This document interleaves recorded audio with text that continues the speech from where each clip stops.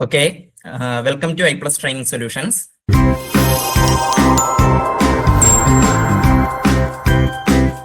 എല്ലാവരും സുഖമായിട്ടിരിക്കുന്നു എന്ന് വിശ്വസിക്കുന്നു. അപ്പം നമുക്ക് പയ്യെ സ്റ്റാർട്ട് ചെയ്യാം. ഓക്കെ, അപ്പം നമ്മളുടെ ഇതെന്ന് പറയുന്നത്, ഈ ക്ലാസ് എന്ന് പറയുന്നത് ആക്ച്വലി ഒരു മാരത്തോൺ സെഷനാണ്. നമ്മുടെ I+ Training Solutions പ്രൊവൈഡ് ചെയ്യുന്ന ഒരു മാരത്തോൺ സെഷനാണ്. പേപ്പർ 2 വേണ്ടിയുള്ളതാണ്.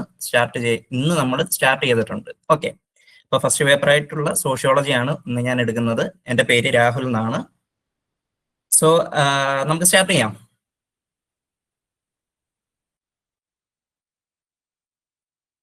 ഒന്ന് റെസ്പോണ്ട് ചെയ്തായിരുന്നെങ്കിൽ നമുക്ക്. Okay Gauri, okay. So first of all നമ്മൾ ഈ ഒരു സെഷൻ സ്റ്റാർട്ട് ചെയ്യുന്നതിന് മുമ്പായിട്ട് നമുക്ക് കുറച്ച് കാര്യങ്ങളൊന്ന് പറയാം. അതായത് ആക്ച്വലി ഈ ഒരു സെഷനിൽ നമ്മൾ മെയിൻലി ക്വസ്റ്റ്യൻ ഡിസ്കഷൻസ് ആണ്. ഓക്കെ, നമ്മളുടെ ഈ വരുന്ന നെറ്റ് എക്സാമിന് കുറച്ച് ആന്റിസിപ്പേറ്റഡ് ആയിട്ടുള്ള കുറച്ച് ക്വസ്റ്റ്യൻസ് നമ്മളൊന്ന് വർക്ക്ഔട്ട് ചെയ്ത് നോക്കുന്നു. പ്യുവർലി ക്വസ്റ്റ്യൻ ഡിസ്കഷൻ ആണ്. ആൻഡ് നമുക്കറിയാം നിങ്ങളിപ്പം പ്രിപ്പയർ ചെയ്തുകൊണ്ടിരിക്കുകയാണ്, അതിൻ്റെ ഒരു തീവ്രമായിട്ടുള്ള ഒരു ഘട്ടത്തിൽ എത്തി നിൽക്കുകയാണ്. അപ്പോൾ നമുക്ക് സോഷ്യോളജി ഓൾറെഡി നിങ്ങൾക്ക് അറിയാലോ, സിലബസിന്റെ ആ ഒരു രീതിയൊക്കെ അറിയാലോ. ടോട്ടലി 10 യൂണിറ്റ്സ് ആയിട്ട് നമുക്ക് തിരിച്ചിട്ടുണ്ട്. ആ ഓരോ യൂണിറ്റിലും പല പല സബ് ടോപ്പിക്കുകളായിട്ട് നമുക്കുണ്ട്. അപ്പം ഇതിപ്പോൾ നമ്മൾ ഒരു 50 ക്വസ്റ്റ്യൻസിന്റെ ഒരു മാരത്തോൺ ആണ്. നമുക്കിപ്പോൾ എല്ലാ ഏരിയയിലും അല്ല, മേജറായിട്ട് അതായത് ചോദിക്കാൻ കൂടുതൽ ചാൻസ് ഉള്ള ഏരിയാസിൽ നിന്നും കുറച്ച് ക്വസ്റ്റ്യൻസ് സോർട്ട് ഔട്ട് ചെയ്തിട്ട് നമുക്ക് ഒരു മാരത്തോൺ, കുറച്ച് ക്വിസ് മോഡലിൽ നമുക്ക് നടത്താം. ഓക്കെ, സോ ഇത് സ്റ്റാർട്ട് ചെയ്യുന്നതിന് മുമ്പ് നിങ്ങളോട് പറയാനുള്ളത്, നിങ്ങൾ ജസ്റ്റ് ഒന്ന് നോട്ട് ചെയ്യുക. ക്വസ്റ്റ്യൻസ് വരുമ്പോൾ അത് നോട്ട് ചെയ്തിട്ട് നിങ്ങൾ ഒരു ടൈം തരും, ആൻസർ നിങ്ങൾ തന്നെ സ്വയമേ കണ്ടെത്താൻ ശ്രമിക്കുക. അതിനുശേഷം അതിന്റെ ആൻസർ ഞാൻ പറയാം. എന്നിട്ട് നമുക്ക് ആ ഒരു ക്വസ്റ്റ്യന്റെ ഡിസ്കഷൻ കഴിഞ്ഞ് നെക്സ്റ്റ് ക്വസ്റ്റ്യനിലേക്ക് പോകാം. ഓക്കെ, ഓക്കെ ആണോ? സ്റ്റാർട്ട് ചെയ്യാം. ഓക്കെ, അപ്പൊ നമ്മുടെ ഫസ്റ്റ് ക്വസ്റ്റ്യൻ എല്ലാവർക്കും വിസിബിൾ ആണല്ലോ അല്ലേ? അപ്പൊ നമ്മുടെ ഫസ്റ്റ് ക്വസ്റ്റ്യൻ ഒരു മാച്ച് ദ ഫോളോയിങ് ആണ്. നമുക്ക് കുറച്ച് ഓതേഴ്സ് ഉണ്ട്, അതായത് സോഷ്യോളജിസ്റ്റുകൾ, അവരുടെ മെയിൻ ആയിട്ടുള്ള കൺസെപ്റ്റുകളുണ്ട്. നിങ്ങൾക്ക് ഇതിൽ നിന്നും ആൻസറിലേക്ക് എത്താൻ പറ്റുന്നുണ്ടോ എന്ന് നോക്കും. മെയിൻ ആയിട്ടുള്ള സോഷ്യോളജിസ്റ്റുകളാണ് മിഷേൽ ഫൂക്കോ, ആന്റോണി ഗിഡൻസ്, ഹേബർമാസ്, എറിബോർഡ്. അപ്പം ഇത്രയും പേരാണ്. ഇവരുടെ കൺസെപ്റ്റുകൾ പല രീതിയിൽ തന്നിട്ടുണ്ട്. Duality of structure, practice, episteme, ideal speech, situation. ഇതിന്റെ ഓപ്ഷൻസ് ഇങ്ങനെയാണ് വരുന്നത്. ഓപ്ഷൻസിലേക്ക് പോകുന്നതിന് മുമ്പ് നമുക്ക് ആദ്യം ഇതിൽ തന്നെ നോക്കാം. നിങ്ങൾക്ക് ഇതിൽ നിന്ന് തന്നെ ആൻസറിലോട്ട് എത്താൻ പറ്റുന്നുണ്ടോ, ഏതെങ്കിലും നിങ്ങൾക്ക് കാണാൻ പറ്റുന്നുണ്ടോ? ഇപ്പൊ ഫൂക്കോയുമായിട്ട് ബന്ധപ്പെട്ട് നിങ്ങൾ അറിഞ്ഞിട്ടുള്ള അല്ലെങ്കിൽ മനസ്സിലാക്കിയിട്ടുള്ള ഏതെങ്കിലും കൺസെപ്റ്റ് ഇതിനകത്തുണ്ടോ? ഡ്യുവാലിറ്റി ഓഫ് സ്ട്രക്ചർ ഉണ്ടോ? ഓപ്ഷൻസ് ഞാൻ ഒന്നുകൂടെ തരാം.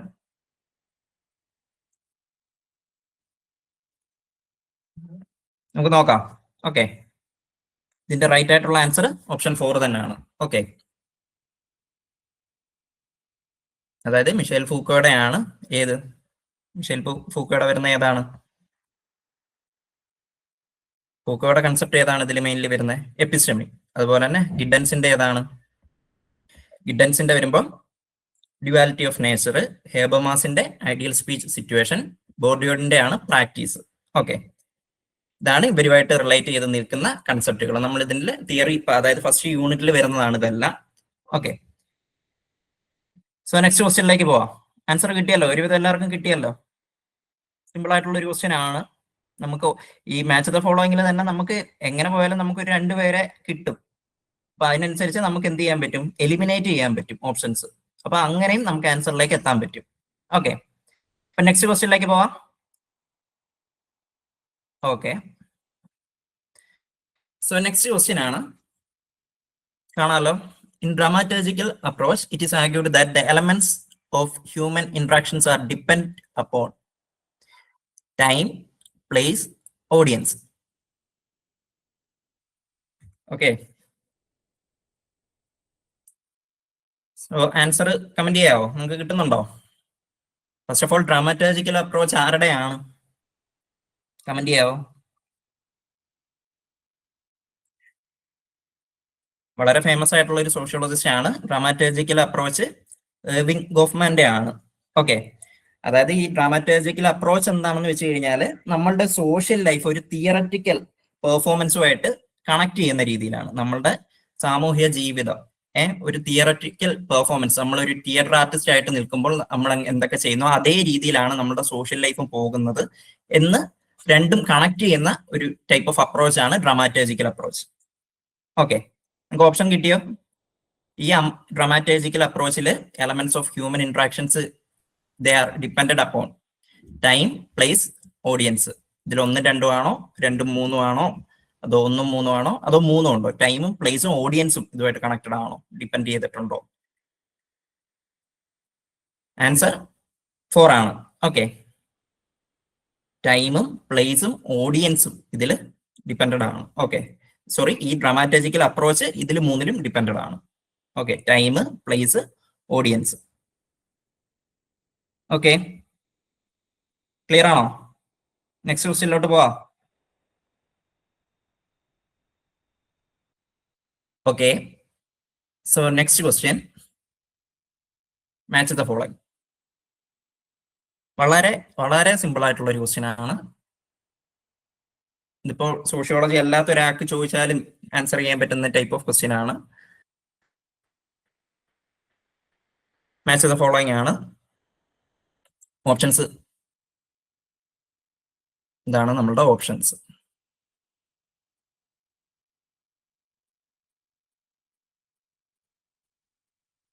ഞാൻ 2 സ്ലൈഡും അങ്ങോട്ടും ഇങ്ങോട്ടും മാറ്റാം, അപ്പൊ നിങ്ങൾക്ക് കുറച്ചും കൂടെ ഈസി ആവും. Okay, social capital, cultural capital, economic capital, symbolic capital. അത് ടൈപ്സ് ഓഫ് ക്യാപിറ്റൽ ആണ്, അതിന്റെ എക്സാമ്പിൾ ആണ്. ഓരോന്നിന്റെ എക്സാമ്പിൾ നോക്ക്. അപ്പൊ ഇവിടെ തന്നെ നിങ്ങൾക്ക് ഈ ആൻസറിലോട്ട് എത്താൻ പറ്റും. ഓക്കെ, ഏതെങ്കിലും 2 നിങ്ങൾക്ക് നോക്കിയേ. സോഷ്യൽ ക്യാപിറ്റൽ, ഇതിൽ സോഷ്യൽ ക്യാപിറ്റൽ ആയിട്ട് വരുന്ന ഏതാണ്? എ ആണോ, ബി ആണോ, സി ആണോ, ഡി ആണോ? കമന്റ് ചെയ്തേ.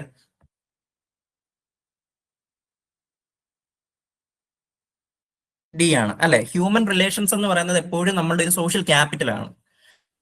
ഓക്കെ, അതായത് ബന്ധങ്ങൾ, മനുഷ്യ ബന്ധങ്ങൾ എന്ന് പറയുന്നത് ഒരു സാമൂഹികമായിട്ടുള്ള ഒരു ക്യാപിറ്റൽ ആണ്. ഓക്കെ, അതുപോലെ തന്നെ കൾച്ചറൽ ക്യാപിറ്റലിൽ വരുന്ന ഏതാണ്?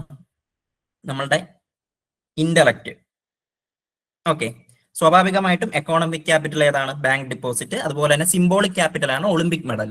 അല്ലെ? ഒളിമ്പിക് മെഡൽ എന്ന് പറയുന്നത്, മെഡൽ എന്ന് പറയുന്നത് എപ്പോഴും ഒരു സിമ്പലാണ് അല്ലെ? ഒരു വിജയത്തിന്റെ സിമ്പലായിട്ട് നമ്മൾ കാണുന്നതാണ് ഒരു മെഡൽ. സോ സിംബോളിക് ക്യാപിറ്റൽ എന്ന് പറയുന്നത് ഒളിമ്പിക് ക്യാപിറ്റൽ ആണ്.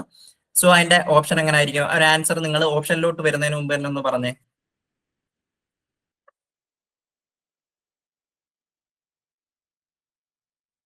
1 ഡി,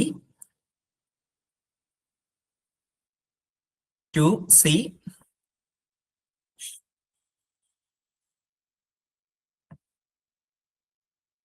3 ബി, 4 എ അല്ലെ? അപ്പം ഓപ്ഷൻ ഏതാണ് റൈറ്റ് ആയിട്ടുള്ള ആൻസർ? ഡി ആണ് അല്ലെ? കിട്ടിയോ നിങ്ങൾക്ക്? ഓക്കെ, ദെൻ നെക്സ്റ്റ് ക്വസ്റ്റ്യനിലോട്ട് പോവാം. സോ 2 സ്റ്റേറ്റ്മെന്റ് ആണ്.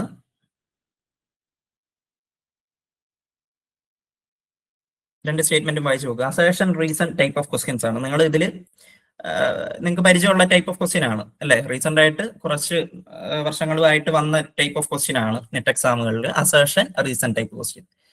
അപ്പം അസേർഷൻ എ, അസേർഷൻ എന്ന് പറയുന്നത് എന്താണ്? According to Durkheim, suicide rate is higher in highly industrialised society. Industrialised സൊസൈറ്റിയിൽ സൂയിസൈഡ് റേറ്റ് വളരെ കൂടുതലാണ്. ദർക്കെയിം പറയുന്നതാണ്. ഓക്കെ, സൂയിസൈഡ് എന്ന് പറയുന്നത് ദർക്കെയിമിന്റെ വാക്കാണ്. 1897 അദ്ദേഹം എഴുതിയ വർക്കാണ് സൂയിസൈഡ്. വളരെ ഇമ്പോർട്ടന്റ് ആയിട്ടുള്ള ഒരു വാക്കാണ്. സോഷ്യോളജിസ്റ്റ് അല്ലെങ്കിൽ സോഷ്യോളജി സ്റ്റുഡൻസിനെ സംബന്ധിച്ച് പഠിക്കേണ്ടതായിട്ടുള്ള ഒരു വർക്കാണ്, കൺസെപ്റ്റ് ആണ്. സോ അസേർഷൻ എന്താണ്? According to Durkheim, suicide rate is higher in highly industrialised society. ഇനി റീസൺ എന്താണ്? There is abnormal type of division of labour and anomie in such societies. ഇതാണ് റീസൺ. അതായത് ഇൻഡസ്ട്രിയലൈസ്ഡ് സൊസൈറ്റിയിൽ സൂയിസൈഡ് റേറ്റ് വളരെ കൂടുതലാണ്. അതിന് കാരണം എന്താന്ന് ചോദിച്ചു കഴിഞ്ഞാൽ, ഈ ഇൻഡസ്ട്രിയലൈസ്ഡ് സൊസൈറ്റിയിൽ ഒരു abnormal type of division of ലേബറും അതുപോലെ തന്നെ ഒരു ടൈപ്പ് ഓഫ് അനോമിയും അങ്ങനെ ആ ഒരു സൊസൈറ്റിയിലുണ്ട്. അനോമി എന്ന് വെച്ച് കഴിഞ്ഞാൽ എന്താണ്? നോംലെസ്നെസ്, അതായത് ഒരു പർട്ടിക്കുലർ നോം ഇല്ലാത്തൊരവസ്ഥ. അതാണ് അതിന്റെ റീസൺ. അപ്പൊ ഇതിന്റെ ഓപ്ഷൻസ് നോക്ക്. എയും ആറും, both A and R are true and R is the correct explanation of A. Both A and R are true but R is not the correct explanation of A. A is true but R is false. A is false but R is true. ഏതാണ്? Comment ചെയ്യൂ.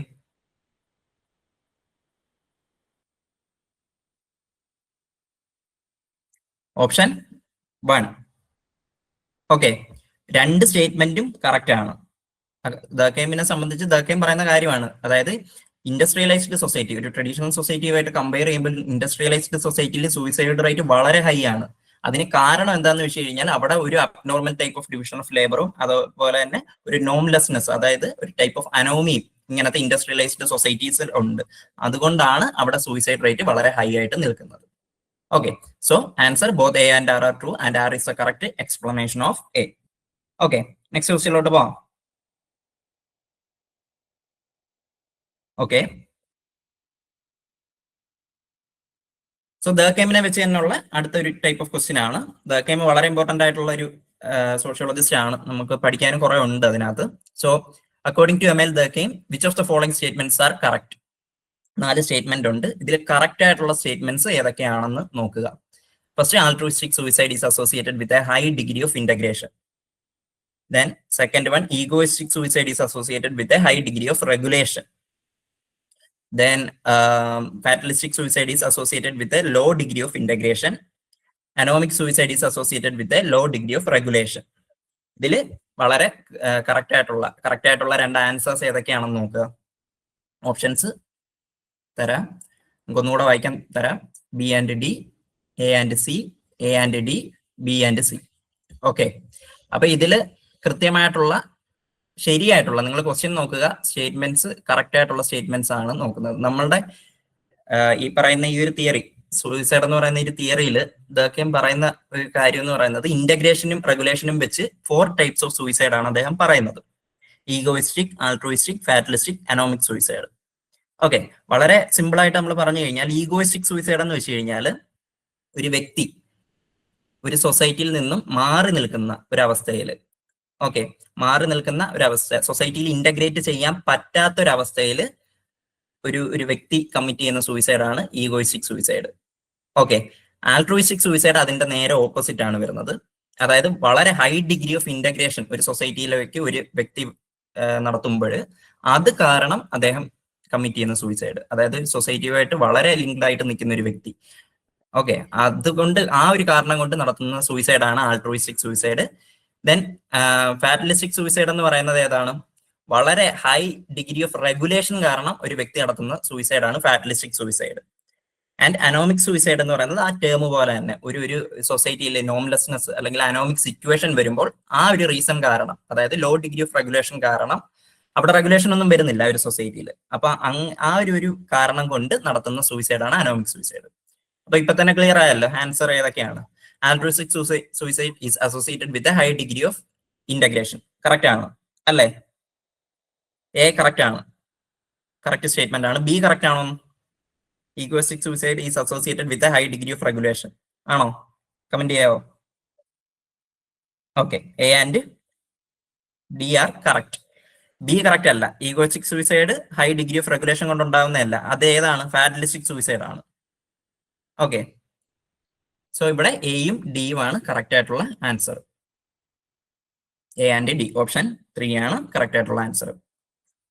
Then next question, in Anthony Giddens theory of structuration primacy is granted to. ഗിഡൻസിന്റെ structuration തിയറിയിൽ primacy is granted to. Primacy എന്തിലൊക്കെയാണ് കൊടുക്കുന്നത്? 1 structure, 2 agency, 3 habitus, 4 structure and agency. Okay, കുറെ കൂടെ priority കൊടുക്കുന്നത് ഏതിനാണ്? സ്ട്രക്ചറിലാണോ? സ്ട്രക്ചറിന് മാത്രമായിട്ടാണോ? ഏജൻസിക്ക് മാത്രമായിട്ടാണോ?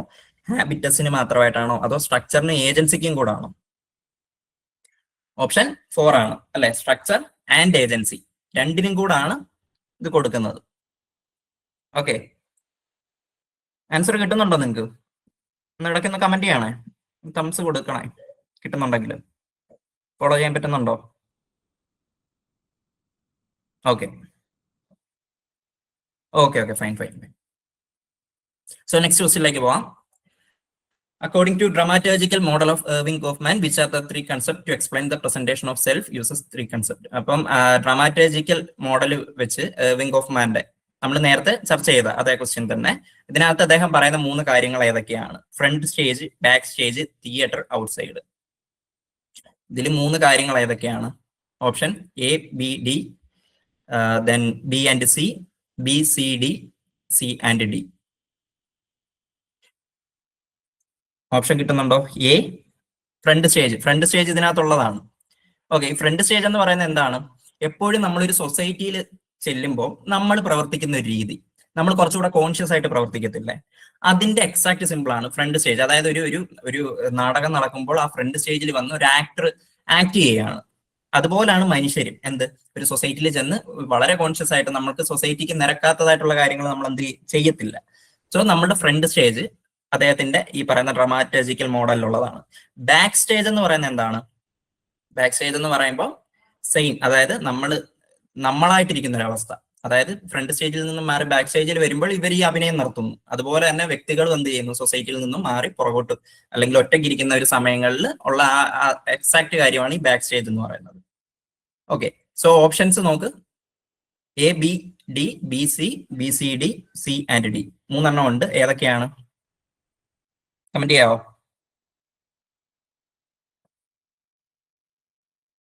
തിയേറ്റർ ഇതിൽ വരുന്നതല്ല, നമ്മളുടെ സെൽഫിനെ എക്സ്പ്ലെയിൻ ചെയ്യുന്നതല്ല. സെൽഫിനെ എക്സ്പ്ലെയിൻ ചെയ്യുന്നത് ഒന്ന് front stage, back stage and outside. So A, B and D ഇതാണ് ഇതിന്റെ റൈറ്റ് ആയിട്ടുള്ള answer. A, B and D. Okay, കിട്ടുന്നുണ്ടോ? നെക്സ്റ്റ് ക്വസ്റ്റ്യനിലേക്ക് പോവാം. Okay, so next, elective affinity is a term used by Weber to describe the relationship between. Weber use ചെയ്തൊരു term ആണ് elective affinity. അത് എന്തൊക്കെ തമ്മിലുള്ള റിലേഷൻഷിപ്പ് ഡിസ്ക്രൈബ് ചെയ്യാനാണ്?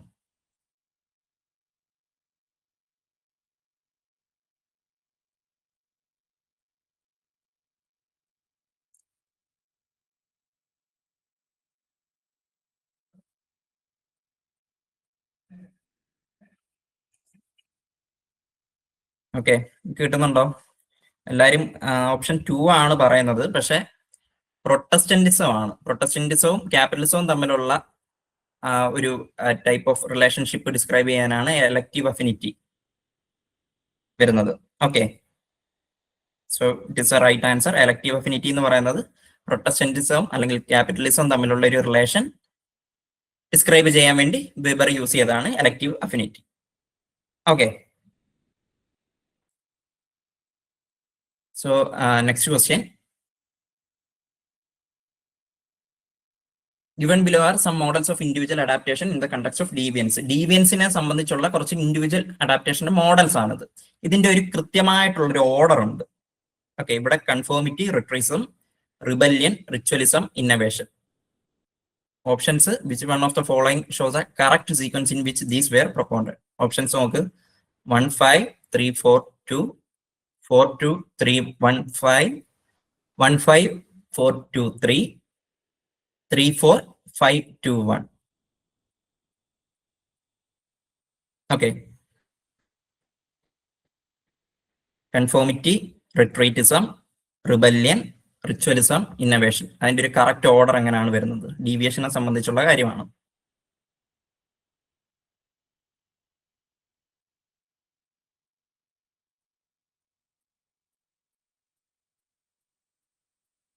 കമന്റ് ചെയ്യാവോ?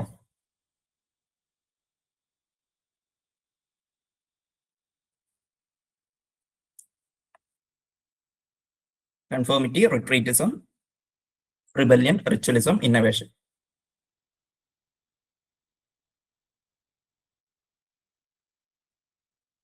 ഓപ്ഷൻ സി ആണ് റൈറ്റ് ആയിട്ടുള്ള ആൻസർ. 1 5 4 2 3. ഓക്കെ, അതായത് conformity, innovation, ritualism, retreatism, rebellion. Okay, conformity, innovation, ritualism, retreatism and last ആണ് റിബല്യൻ വരുന്നത്. ഓക്കെ, കൺഫോമിറ്റിയിൽ തുടങ്ങി റിബല്യനിൽ അവസാനിക്കുന്നതാണ് ആ ഒരു stage. Okay, 5 stages. Okay, next ക്വസ്റ്റ്യനിലേക്ക് പോവാം.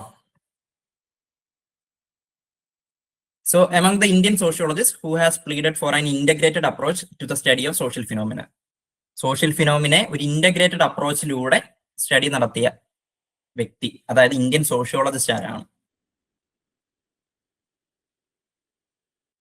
സിമ്പിൾ ആയിട്ടുള്ള ഒരു ആൻസർ ആണ്. നോക്ക്, ക്വസ്റ്റ്യൻ ആണ്. കിട്ടുന്നുണ്ടോ? കമന്റ് ചെയ്യാവോ? കിട്ടുന്നുണ്ടോ നിങ്ങൾക്ക്? ഏത് സോഷ്യോളജിസ്റ്റ് ആണ് ഒരു ഇന്റഗ്രേറ്റഡ് അപ്രോച്ച് നമ്മളുടെ സൊസൈറ്റിയിലെ ഒരു ഇന്റഗ്രേറ്റഡ് അപ്രോച്ച് കൊണ്ടുവന്നത്?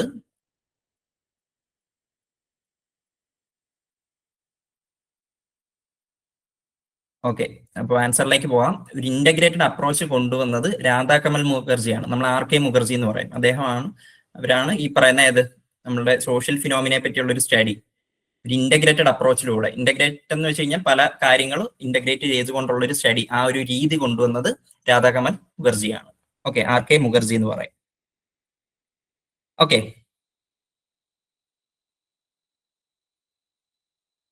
ദെൻ നമുക്ക് ഇന്ത്യൻ സോഷ്യോളജിസ്റ്റുകളിൽ ഒരുപാട് പേരുണ്ട്. അവരുടെ എല്ലാ അപ്രോച്ചസ് വളരെ വ്യത്യസ്തമായിട്ടുള്ളതാണ്. ഇപ്പൊ AR ദേശായി എന്ന് പറയുന്നത് ഇന്ത്യൻ സോഷ്യോളജിസ്റ്റ് എന്ന് പറയുന്നത് മാർക്സിസ്റ്റ് പെർസ്പെക്റ്റീവിലൂടെ നമ്മുടെ ഇന്ത്യൻ സൊസൈറ്റിയെ പഠിച്ച വ്യക്തിയാണ്. അങ്ങനെ പല തരത്തിലുള്ള പെർസ്പെക്റ്റീവുകൾ ഉണ്ടല്ലോ നമുക്ക്.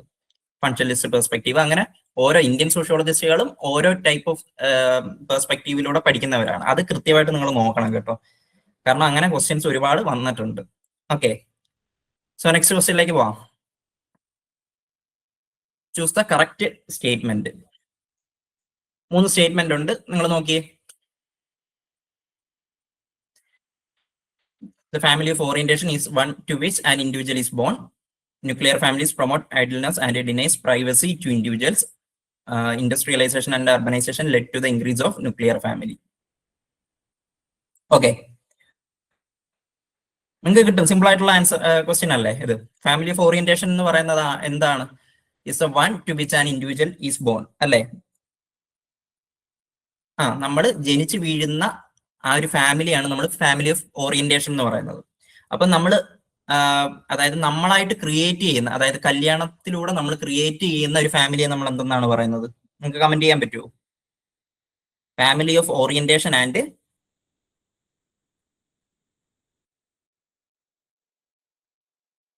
ഫാമിലി ഓഫ് പ്രൊക്രിയേഷൻ എന്ന് പറയും. ഓക്കെ, ഫാമിലി ഓഫ് പ്രൊക്രിയേഷൻ എന്ന് വെച്ച് കഴിഞ്ഞാൽ നമ്മളായിട്ട് ഒരു വ്യക്തി സ്വയമേ നിർമ്മിച്ചെടുക്കുന്ന ഒരു ഫാമിലി, അതായത് വിവാഹത്തിലൂടെ നമ്മൾ ജനിച്ചു വീഴുന്ന ഏത് ഫാമിലിയിലാണ് അത് ഫാമിലി ഓഫ് ഓറിയന്റേഷൻ ആണ്. ഓക്കെ, ഈ 2 ടേംസും ജോർജ് പീറ്റർ മർഡോക്ക് ആണ് പറയുന്നത്. ജോർജ് പീറ്റർ മർഡോക്കിന്റെയാണ് family of orientation and family of procreation. So നമ്മൾ back to the statement. First statement correct ആണ്. Second statement, nuclear families promote idleness and denies privacy to individuals. അത് വളരെ തെറ്റായിട്ടുള്ള ഒരു കാര്യമാണ്. ന്യൂക്ലിയർ ഫാമിലി ഈ പറയുന്ന പ്രൈവസി കൊടുക്കുന്ന, അതിനെ അപ്ലിഫ്റ്റ് ചെയ്യുന്ന ഒരു ടൈപ്പ് ഓഫ് ഫാമിലിയാണ്. അതേസമയം ട്രഡീഷണൽ ഫാമിലി ആണെങ്കിൽ പ്രൈവസി നിങ്ങൾക്ക് കാണത്തില്ല. അത് കറക്റ്റ് ആണ്. അപ്പൊ ന്യൂക്ലിയർ ഫാമിലി എന്ന് പറയുന്ന ആ ഒരു സ്റ്റേറ്റ്മെന്റ് തെറ്റാണ്. And third statement, industrialisation and urbanisation led to the increase of nuclear family, correct ആയിട്ടുള്ള സ്റ്റേറ്റ്മെന്റ് ആണ്. അപ്പം 1 and 3 they are the correct answers. So option B ആണ് കറക്റ്റ് ആയിട്ടുള്ള ആൻസർ. ഓക്കെ, ദെൻ നെക്സ്റ്റ് ക്വസ്റ്റ്യനിലേക്ക് പോവാം. Okay, Dover is associated with which type of marriage? Muslim marriage, Christian marriage, Hindu marriage, Jewish marriage? Simple ആയിട്ടുള്ള ഇതാണ്. ഇതിനെ തന്നെയാണ് നമ്മൾ മഹർ എന്ന് വേണമെങ്കിൽ പറയുന്നത്. ഇപ്പൊ തന്നെ ആൻസർ കിട്ടിയല്ലോ, ഏതാണ്? മുസ്ലിം മാരേജ് ആണ്. ഓക്കെ, അതായത് ഒരു കല്യാണത്തിന് ശേഷം ഹസ്ബൻഡ് വൈഫിന് കൊടുക്കുന്ന ആ ഒരു എമൗണ്ട് അല്ലെങ്കിൽ അതുമായിട്ട് ബന്ധപ്പെട്ടുള്ള ഒരു കാര്യമാണ് ഡോവർ എന്ന് പറയുന്നത്. ഓക്കെ, മഹർ എന്ന് പറയുന്നത്. നമ്മളുടെ ഹിന്ദു സൊസൈറ്റി സംബന്ധിച്ച് അത് നേരെ തിരിച്ചാണ്. സ്ത്രീധനം എന്ന് പറയുന്നത് എന്താണ്? സ്ത്രീ പുരുഷന് കൊടുക്കുന്നത്. പക്ഷെ ഇതെന്ന് പറയുന്നത് നേരെ തിരിച്ചാണ്. പുരുഷൻ സ്ത്രീക്ക് വിവാഹവുമായിട്ട് ബന്ധപ്പെട്ട് കൊടുക്കുന്നതാണ്. അവരെ ലൈഫ് ലോങ് നോക്കാം എന്നുള്ള ഒരു ഉറപ്പിന് മേലിൽ അങ്ങനെ കൊടുക്കുന്ന ഒരു ടൈപ്പ് ഓഫ് കാര്യമാണ് ഈ പറയുന്ന ഡോവർ എന്ന് പറയുന്നത്. ഓക്കെ, നെക്സ്റ്റ് ക്വസ്റ്റ്യനിലേക്ക് പോവാം. അപ്പൊ ഇതാ മുസ്ലിം മാരേജ് ആണ് റൈറ്റ് ആയിട്ടുള്ള answer. Which of the following is an example of cross cousin marriage? Cross cousin മാരേജിന് എക്സാമ്പിൾ ആയിട്ടുള്ള ഏതാണ്? ഇതൊക്കെ സിമ്പിൾ ആയിട്ടുള്ള ക്വസ്റ്റ്യൻ ആണ്. ഏതാ? A man marrying his mother's sister daughter, a man marrying his father's brother's daughter, a man marrying his sister's daughter, a man marrying his mother's brother's daughter. ഏതാ? ഇതൊക്കെ confusing ആകാൻ പക്ഷെ സിമ്പിൾ ആണ്, പക്ഷെ കുറച്ച് കൺഫ്യൂസിങ് ആവാൻ സാധ്യതയുണ്ട് നിങ്ങൾക്ക് ഓപ്ഷൻ നോക്കുമ്പോൾ. ഓപ്ഷൻ ഇതിലേതാണ് ക്രോസ് കസിൻ മാരേജ് എന്ന് പറയുന്നത്? ഓപ്ഷൻ 4 ആണ് അല്ലെ? ഒരു വ്യക്തി തന്റെ അമ്മയുടെ സഹോദരന്റെ മകളെ കല്യാണം കഴിക്കുന്നത്, അതിനെയാണ് നമ്മൾ ക്രോസ് കസിൻ മാരേജ് എന്ന് പറയുന്നത്. ഓക്കെ, അപ്പം പാരലൽ കസിൻ മാരേജ് ഇതിൽ ഏതായിരിക്കും?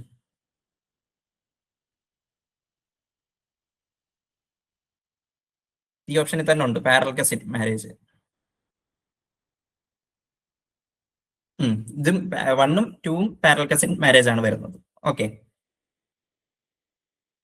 So cross cousin marriage, parallel cousin marriage.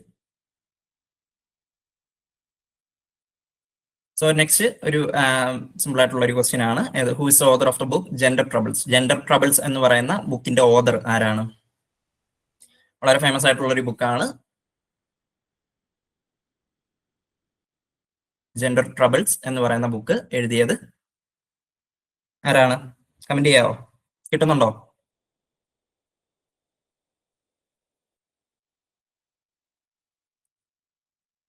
Option 3 ജുഡിത്ത് Buttler ആണ് ജെൻഡർ ട്രബിൾസ് എന്ന് പറയുന്ന ബുക്ക് എഴുതിയത്. ഓക്കെ, വളരെ ഫേമസ് ആയിട്ടുള്ള ബുക്കാണ്, വളരെ ഫേമസ് ആയിട്ടുള്ള ഫെമിനിസ്റ്റ് ആണ് Judith Butler. Okay, then next match the following ആണ്. ഇതിൽ നിന്ന് നിങ്ങൾക്ക് ഓപ്ഷൻസ് കിട്ടുന്നുണ്ടോ നോക്ക്. Margaret Mead, Simone de Beauvoir, Kate Millett, Shulamith Firestone. അവരുടെ ബുക്കുകളാണ് the second sex, the dialectic of sex, sex and temperament, sexual politics. So same ടേമുകളാണ് വരുന്നത് ബുക്സിൽ, അപ്പൊ അത് നിങ്ങൾക്ക് മാറിപ്പോകാതെ നോക്കണം. ആൻസർ കിട്ടുന്നുണ്ടോ നോക്കി. ഏതെങ്കിലും 2 ഓപ്ഷൻസ് നിങ്ങൾക്ക് അങ്ങോട്ടും ഇങ്ങോട്ടും കണക്ട് ചെയ്യാൻ പറ്റുന്നുണ്ടോ എന്ന് ആദ്യം നോക്ക്. അതിൽ നിന്ന് നിങ്ങൾക്ക് ആൻസറിലേക്ക് എത്താൻ പറ്റുന്നുണ്ടോ എന്ന് നോക്കിയേ.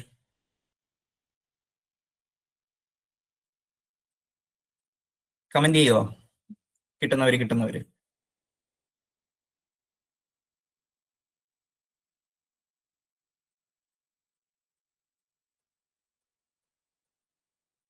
ഓക്കെ, എ ആണോ, ബി ആണോ, സി ആണോ, ഡി ആണോ? ഫൈനൽ ആൻസർ നിങ്ങളൊന്ന് കമന്റ് ചെയ്താൽ മതി.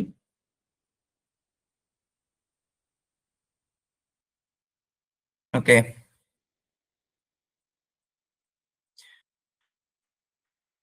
സോ സി ആണ് കൂടുതൽ പേരും പറയുന്നത്. നോക്കാം, സി തന്നെയാണ് റൈറ്റ് ആയിട്ടുള്ള ആൻസർ.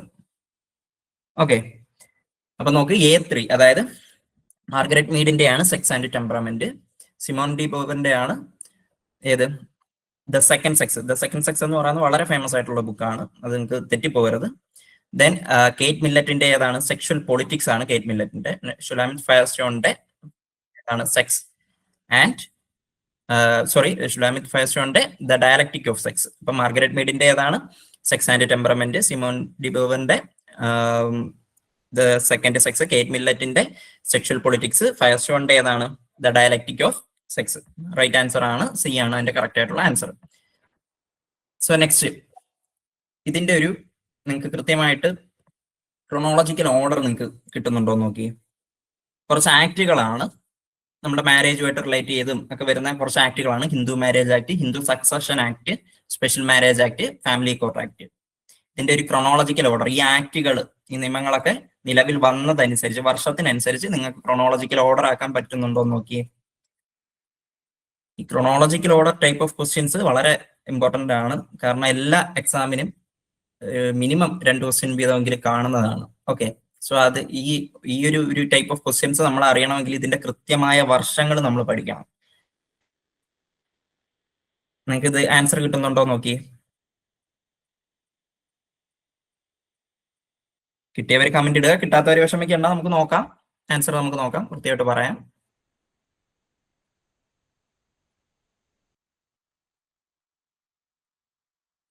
ഓക്കെ, നോക്കട്ടെ.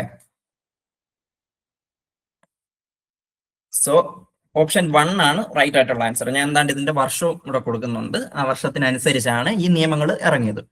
അതായത് ഹിന്ദു മാരേജ് ആക്ട് 1955-ലാണ് 55-ലാണ് ഹിന്ദു മാരേജ് ആക്ട് വരുന്നത്. തൊട്ടടുത്ത വർഷം, അതായത് ഹിന്ദു മാരേജ് ആക്ട് എന്ന് വന്നു അതിന്റെ തൊട്ടടുത്ത വർഷം ഹിന്ദു സക്സഷൻ ആക്ട് 1956-ൽ വന്നു. അപ്പൊ അത് രണ്ടും കണക്ട് ചെയ്ത് തന്നെ പഠിക്കുക. ഇപ്പൊ Hindu marriage act 55, Hindu succession act 1956. Special marriage act ഇതിന് തൊട്ട് മുമ്പാണ് വരുന്നത്, 1954. ആൻഡ് ഇതിനെല്ലാം ശേഷം കുറെ വർഷങ്ങൾക്ക് ശേഷമാണ് ഫാമിലി കോർട്ട് ആക്ട് വരുന്നത് 1984-ൽ. Okay, so CABD. Hindu marriage act 1955, Hindu succession act 1956, special marriage act 1954, and finally family court act 1984. Okay, കിട്ടുന്നുണ്ടോ നിങ്ങൾക്ക്? ഓക്കെ ആണോ? ക്ലിയർ ആണോ? Okay okay okay, fine fine. So CABD ആണ് ഇതിന്റെ കറക്റ്റ് ആയിട്ടുള്ള ഒരു ഓർഡർ. സോ നെക്സ്റ്റ് ഒരു രണ്ട് സ്റ്റേറ്റ്മെന്റുകളാണ്. രണ്ട് സ്റ്റേറ്റ്മെന്റ് നിങ്ങൾ വായിച്ചു നോക്കിയേ. ഹൈപ്പർഗാമി ആൻഡ് ഹൈപ്പോഗാമി. എന്താണ് ഹൈപ്പർഗാമി, എന്താണ് ഹൈപ്പോഗാമി എന്നറിയാമെങ്കിൽ തന്നെ നമുക്ക് ആൻസർ കിട്ടും അല്ലെ. ഹൈപ്പർഗാമി ഇവിടെ കൊടുക്കുന്നത് is a form of marriage where bride's family is of superior status to the groom's family. Hypergamy എന്ന് പറയുന്നത് ബ്രൈഡിന്റെ ഫാമിലി, അതായത് ഗ്രൂമിന്റെ ഫാമിലിയെക്കാട്ടിലും മുകളിലാണ് ഇവർ നടത്തുന്ന type of form of marriage ആണ് ഹൈപ്പർഗാമി എന്ന് പറയുന്നത്. അതുപോലെ തന്നെ ഹൈപ്പോഗാമി എന്ന് പറയുന്നത് it's a form of marriage where groom's family is of superior status to the bride's family. Bride ഫാമിലിയെക്കാട്ടിലും സുപ്പീരിയർ സ്റ്റാറ്റസിൽ ഗ്രൂംസ് ഫാമിലി വരുമ്പോൾ അവർ തമ്മിൽ നടക്കുന്ന കല്യാണം എ ഫോം ഓഫ് മാരേജ് ആണ് ഹൈപ്പോഗാമി എന്നാണ് ഈ സ്റ്റേറ്റ്മെന്റ് കൊടുക്കുന്നത്. അപ്പൊ ഇത് ശരിയാണോ? യെസ് ഓർ നോ കമന്റ് ചെയ്തോ. ഫസ്റ്റ് സ്റ്റേറ്റ്മെന്റ് ശരിയാണോ?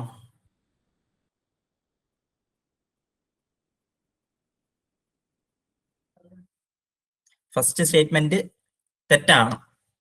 ഓക്കെ, ഫസ്റ്റ് സ്റ്റേറ്റ്മെന്റ് അല്ല, രണ്ട് സ്റ്റേറ്റ്മെന്റും തെറ്റാണ്. ഇത് അങ്ങോട്ടും ഇങ്ങോട്ടും മാറിയാണ് കൊടുത്തേക്കുന്നത്. അതായത് ഹൈപ്പർഗാമി എന്ന് പറയുന്നത് ഗ്രൂമിന്റെ ഫാമിലിയാണ് സുപ്പീരിയർ ആയിട്ട് വരുന്നത്, ബ്രൈഡിന്റെ ഫാമിലി ഇൻഫീരിയർ ആയിട്ടും വരും. ഹൈപ്പോഗാമി എന്ന് പറയുന്നത് ഗ്രൂമിന്റെ ഫാമിലി ഇൻഫീരിയറും ബ്രൈഡിന്റെ ഫാമിലി സുപ്പീരിയറുമാണ്. Okay, so both statement 1 and 2 are incorrect. നിങ്ങൾക്ക് മനസ്സിലായോ? അത് ഹൈപ്പർഗാമി എന്ന് പറയുന്നത് ഗ്രൂമിന്റെ ഫാമിലിയാണ് സുപ്പീരിയർ ആയിട്ട് നിൽക്കുന്നത്, ഹൈപ്പോഗാമി എന്ന് പറയുന്നത് ബ്രൈഡിന്റെ ഫാമിലിയാണ് സുപ്പീരിയർ ആയിട്ട് ഇരിക്കുന്നത്. അങ്ങനെ പഠിച്ചാൽ മതി. ഓക്കെ, ഇപ്പൊ കുറെ കൂടെ കിട്ടും, കൺഫ്യൂഷൻ ഒഴിവാക്കുക. ഓക്കെ, സോ നെക്സ്റ്റ് ക്വസ്റ്റ്യനിലേക്ക് പോവാം. നെക്സ്റ്റ് ഒരു മാച്ച് ദ ഫോളോയിങ് ആണ്: എക്സോഗാമി, എൻഡോഗാമി, ഹൈപ്പർഗാമി, ഹൈപ്പോഗാമി. ഓക്കെ,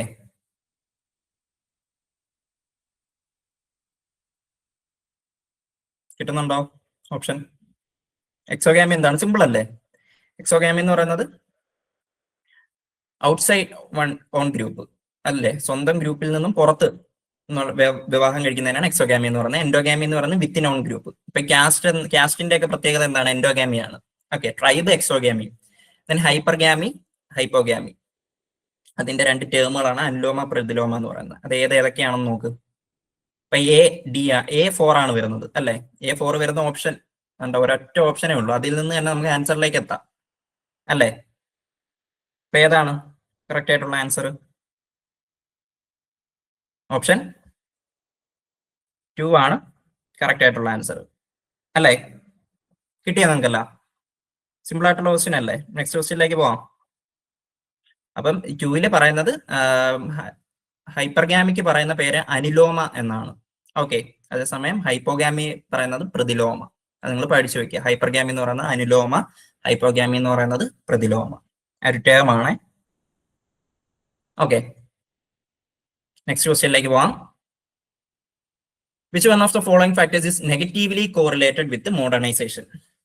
മോഡേണൈസേഷനുമായിട്ട് നെഗറ്റീവ്ലി കോറിലേറ്റ് ചെയ്ത് നിൽക്കുന്ന ഫാക്ടർ ഏതാണ്? ആ ടേം നിങ്ങൾ ഓർത്തോ, നെഗറ്റീവ്ലി കോറിലേറ്റ് ചെയ്തിരിക്കുന്നത്. അതായത് ഇതിലേതോ ഒരു കാര്യം കൂടുമ്പോൾ മോഡേണൈസേഷൻ കുറയും. നെഗറ്റീവ്ലി കോറിലേറ്റഡ് ഏതാണ്? അതെ, കറക്റ്റ് ആയിട്ടുള്ള ആൻസർ ആണ് നിങ്ങൾ കമന്റ് ചെയ്യുന്നത്. ഏതാണ്? റിലീജിയോസിറ്റി അല്ലെ. റിലീജിയോസിറ്റി കൂടുമ്പോൾ അവിടെ എന്താണ്? മോഡേണൈസേഷൻ കുറയുവാണ് ചെയ്യുന്നത് അല്ലെ. ബാക്കിയെല്ലാം മോഡേണൈസേഷനെ കൂട്ടുന്ന. ഹലോ, ഓഡിബിൾ ആണോ?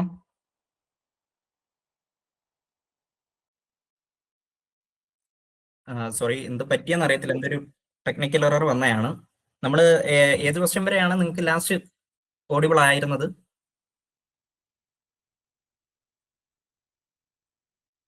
ഒന്ന് കമന്റ് ചെയ്യൂ.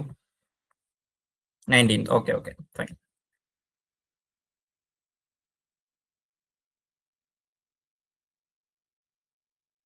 19th ക്വസ്റ്റ്യൻ ആൻസർ കിട്ടിയായിരുന്നല്ലോ. റിലീജിയോസിറ്റി ആണ് നമ്മുടെ മോഡേണൈസേഷനുമായിട്ട് റിലേറ്റ് ചെയ്ത് നെഗറ്റീവ്ലി കോറിലേറ്റ് വന്ന ഒരു കാര്യം. ഓക്കെ, ബാക്കി മൂന്നും എന്താണ്? പോസിറ്റീവ്ലി ആണ് പോകുന്നത്. Okay fine. സോ നെക്സ്റ്റ് ക്വസ്റ്റ്യനിലേക്ക് പോവാം. ഓക്കെ, 20th ക്വസ്റ്റ്യൻ ഇതെന്താണ്? മാച്ച് ദ ഫോളോയിങ് ആണ്. Match the following type of questions ആണ്. സൊറോക്കിൻ, ഡാറൻഡോഫ്, സ്പെൻസർ, ദാക്കേം ഇവരുടെ പേഴ്സ്പെക്റ്റീവ് എന്താണ് എന്നുള്ളൊരു കാര്യമാണ്. ഓക്കെ, നിങ്ങൾക്ക് കിട്ടുന്നുണ്ടോ നോക്ക്. ഇതിൽ ആരെങ്കിലും കണക്ട് ചെയ്യാൻ പറ്റുന്നുണ്ടോ? സ്പെൻസർ, ദർക്കെയിമിന്റെ ഒക്കെ പെർസ്പെക്റ്റീവ് നിങ്ങൾക്ക് അറിയാമല്ലോ. ഇതാണ് option.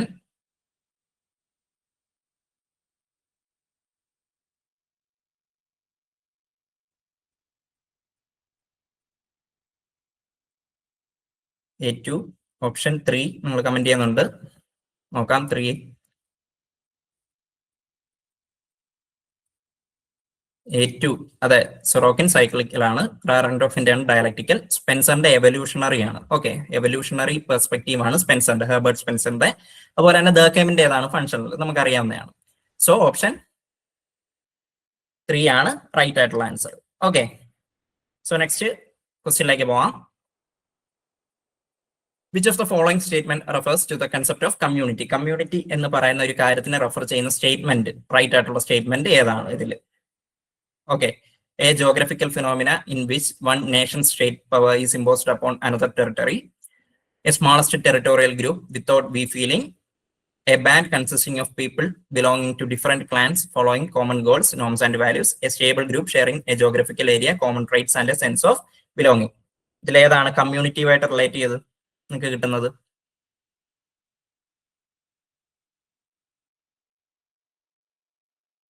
Comment ചെയ്യാവോ? Comment ചെയ്യാവോ?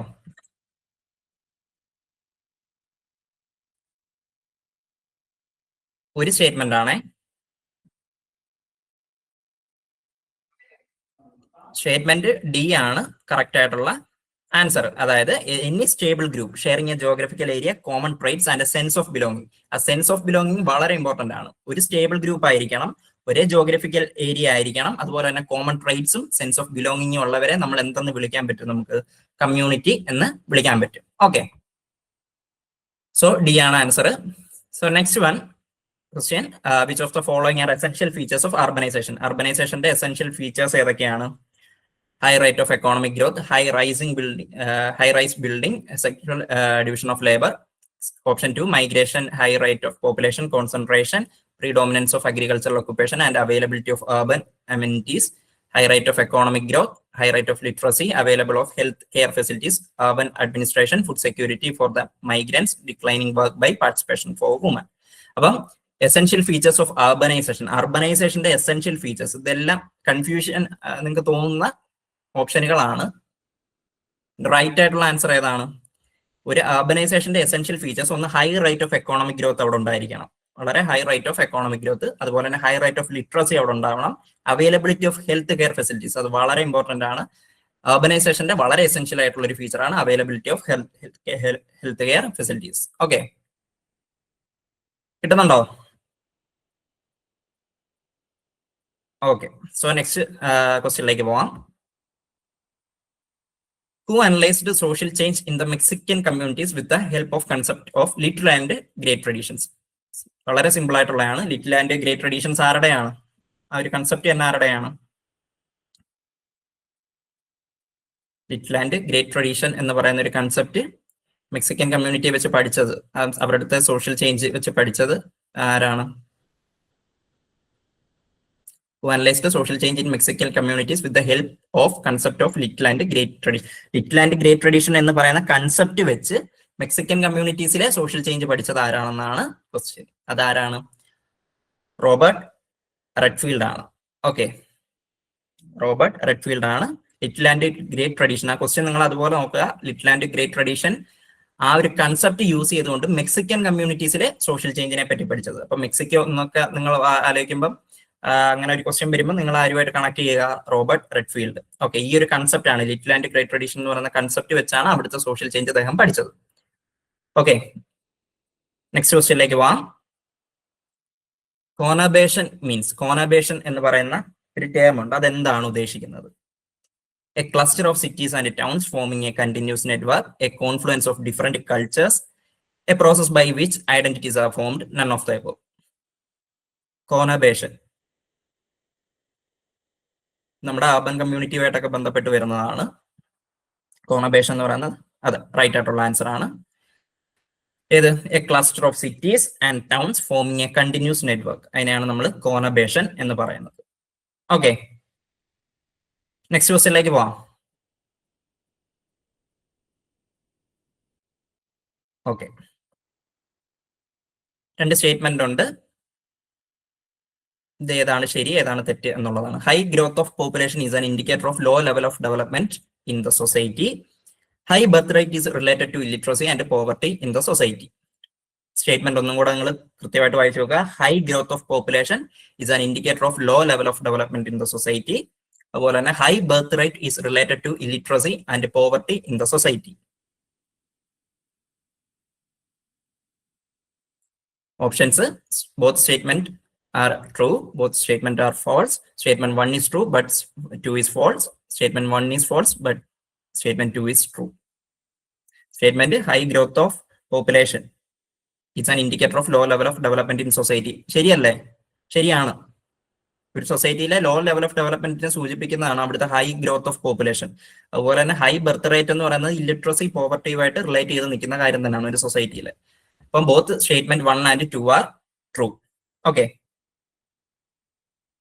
okay, next question like one. Which of the following are the characteristics of urbanism? Urbanismത്തിന്റെ characteristics ഏതൊക്കെയാണ് എന്നാണ് ചോദിക്കുന്നത്. Homogeneity of population, anonymity and impersonality, high social mobility, dominance of primary social relation, organic solid. Option ഇതാണ്: ACD, BCE, ADE, ABD. Homogeneity of population, anonymity and impersonality, high social mobility, dominance of primary social relations, and last one organic solid. ഇപ്പൊ homogeneity of population ആണോ അർബനിസത്തിൽ? അല്ല. ഹോമോജിനിറ്റിക്ക് പകരം അവിടെ എന്താണ് urban കൾച്ചറിൽ? ഹെട്രോജിനിറ്റി ആണ്. അപ്പൊ അത് തെറ്റാണ്. അർബനിസത്തിന്റെ ക്യാരക്ടറിസ്റ്റിക്സ് അല്ല. അനോണിമിറ്റി ആൻഡ് ഇംപേഴ്സണാലിറ്റി അല്ലേ? ശരിയാണ്. ഓക്കെ, റഷീദ. അതെ, ഹെട്രോജിനിറ്റി ആണ് അവിടുത്തെ. ദെൻ അനോണിമിറ്റി ആൻഡ് ഇംപേഴ്സണാലിറ്റി അത് അതിന്റെ ഒരു ക്യാരക്ടറിസ്റ്റിക്സ് ആണ് അർബനിസത്തിന്റെ. ഹൈ സോഷ്യൽ മൊബിലിറ്റി അതും ക്യാരക്ടറിസ്റ്റിക്സ് ആണ്. Then dominance of primary social relations ശരിയാണോ? അർബനിസത്തിന്റെ ഒരു ക്യാരക്ടറിസ്റ്റിക്സ് ആണോ? അല്ല. അത് കുറെ കൂടെ റൂറൽ കൾച്ചറിന്റെ ഒരു ഭാഗമാണ് dominance of primary social relation. അപ്പം ഡി അല്ല. ഓർഗാനിക് സോളിഡ് ശരിയാണ് അല്ലെ? ഓർഗാനിക് സോളിഡായിട്ട് ഏത് കൾച്ചറുമായിട്ട് ബന്ധപ്പെട്ടതാണ്? അർബൻ കൾച്ചറാണ് അല്ലെ? ദാക്കേമിന്റെ ഓർഗാനിക് സോൾഡായിട്ട് മെക്കാനിക്കൽ സോൾഡായിട്ട് ആ ഒരു കൺസെപ്റ്റ് പഠിക്കുമ്പോൾ തന്നെ നമുക്കറിയാം. അപ്പം ബി സി ഡി ആണ് ഇതിന്റെ, sorry, B C and E ആണ് ഇതിന്റെ റൈറ്റ് ആയിട്ടുള്ള answer. B C and E. Option ഏതാണ് അപ്പം? ഓപ്ഷൻ 2 ആണ് റൈറ്റ് ആയിട്ടുള്ള ആൻസർ. ഓക്കെ, കിട്ടിയോ? നിങ്ങൾക്ക് കിട്ടുന്നുണ്ടോ? ഓക്കെ, ശരി ശരി ശരി. Okay, then next question. W. Rostow has conceptualized historic progress of development from the subsistence economy of affluent society in 5-stage sequence. റോസ്റ്റോയുടെ ഹിസ്റ്റോറിക്കൽ പ്രോസസ് ഓഫ് ഡെവലപ്മെന്റ്, അതായത് subsistence economy of affluent society, ഒരു affluent സൊസൈറ്റിയിലെ subsistence economy 5 stage sequence ആയിട്ട് അദ്ദേഹം തിരിച്ചിട്ടുണ്ട്. റോസ്റ്റോയുടെ 5 stage sequence simple ആയിട്ട് പറഞ്ഞു കഴിഞ്ഞാൽ. അപ്പൊ ഇതിന്റെ ഒരു കറക്റ്റ് സീക്വൻസ് ആണ് ഇവിടെ ചോദിക്കുന്നത്. 1 ആണോ, 2 ആണോ, 3 ആണോ, 4 ആണോ?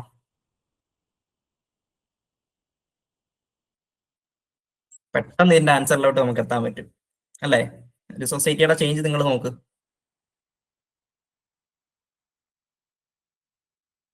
അതെ, എല്ലാവരും ഓപ്ഷൻ 2 ആണ് പറയുന്നത്. 2 ആണോ നോക്കാം. 2 ആണ് റൈറ്റ് ആൻസർ. അപ്പൊ ഫസ്റ്റ് സ്റ്റേജ്, ആ സൊസൈറ്റിയുടെ ഫസ്റ്റ് സ്റ്റേജ് എന്ന് പറയുന്നത് ട്രഡീഷണൽ സൊസൈറ്റിയാണ്. പിന്നീട് ഈ സൊസൈറ്റി ടേക്ക് ഓഫിന് വേണ്ടി തയ്യാറെടുക്കുന്ന ഒരു സൊസൈറ്റി, ആ ചേഞ്ചിന് വേണ്ടി തയ്യാറെടുക്കും. അതാണ് pre condition for take off. അതിനുശേഷം അത് ഏത് പ്രോസസ്സിൽ വരും? ടേക്ക് ഓഫ് എന്ന് പറയുന്ന സ്റ്റേജിൽ വരും. അതിനുശേഷം technological maturity, the drive to technological maturity, and the final stage is age of high mass consumption. Traditional സൊസൈറ്റിയിൽ നിന്നും തുടങ്ങി age of high mass consumption വരെ എത്തി നിൽക്കുന്ന ആ ഒരു 5 സ്റ്റേജസ് ആണ് WW റോസ്റ്റോയുടെ. Okay, so next question, given below are 2 statements, one is labeled as assertion and other as reason. Okay, കിട്ടുന്നുണ്ടോ? Service sector in India is known as the economic growth engine. Service sector contribution to economy is higher than the other sector. ഇതാണ് options.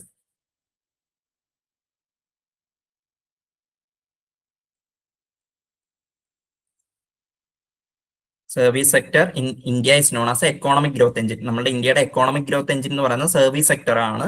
അതുപോലെ തന്നെ service sectors contribution to economy is higher than other sector. മറ്റ് sector, primary sector അല്ലെങ്കിൽ secondary sector, ആ ഒരു സെക്ടേഴ്സിനെക്കാട്ടിലും കൂടുതലാണ് service സെക്ടറിന്റെ economy എന്നാണ് പറയുന്നത്. ഇത് രണ്ടും ശരിയാണോ നോക്ക്.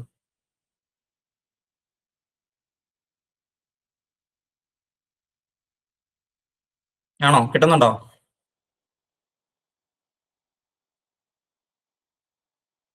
ശരിയാണ്. ഓക്കെ, രണ്ടും ശരിയാണ്. 6 കറക്റ്റ് എക്സ്പ്ലനേഷൻ ആണ്.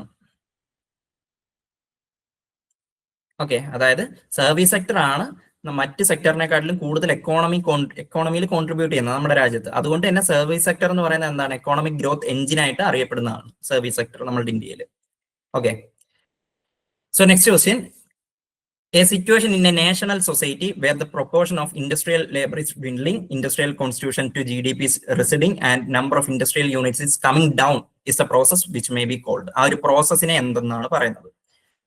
നമ്മുടെ നാഷണൽ സൊസൈറ്റിയിലെ ഒരു സിറ്റുവേഷൻ, അതായത് ഇൻഡസ്ട്രിയൽ ലേബർ dwindle ചെയ്യുക, അതുപോലെ തന്നെ industrial constitution to GDP is receding, അതും കുറയുക, അതുപോലെ number of industrial units is coming down is the process which may be called as. ഏതാണ്? D industrialisation. ആ ഒരു പ്രോസസ്സിനെ നമ്മൾ പറയുന്നതാണ് എന്ത്? ഡി ഇൻഡസ്ട്രിയലൈസേഷൻ എന്നാണ് ആ ഒരു പ്രോസസ്സിനെ പറയുന്നത്. Okay, so next, which one of the following theories argues that poverty is a direct consequence of evolution of the international political economy into a fairly rigid division of labor which favored rich and marginalized the poor? ഇതിലേത് തിയറിയാണ് ഈ ഒരു കാര്യം പറയുന്നത്? Argues that poverty is a direct consequence of evolution of the international political economy into a fairly rigid division of labor which favored rich and marginalized the poor. Rashida, Murshida correct ആണ്. Gauri correct ആണ്.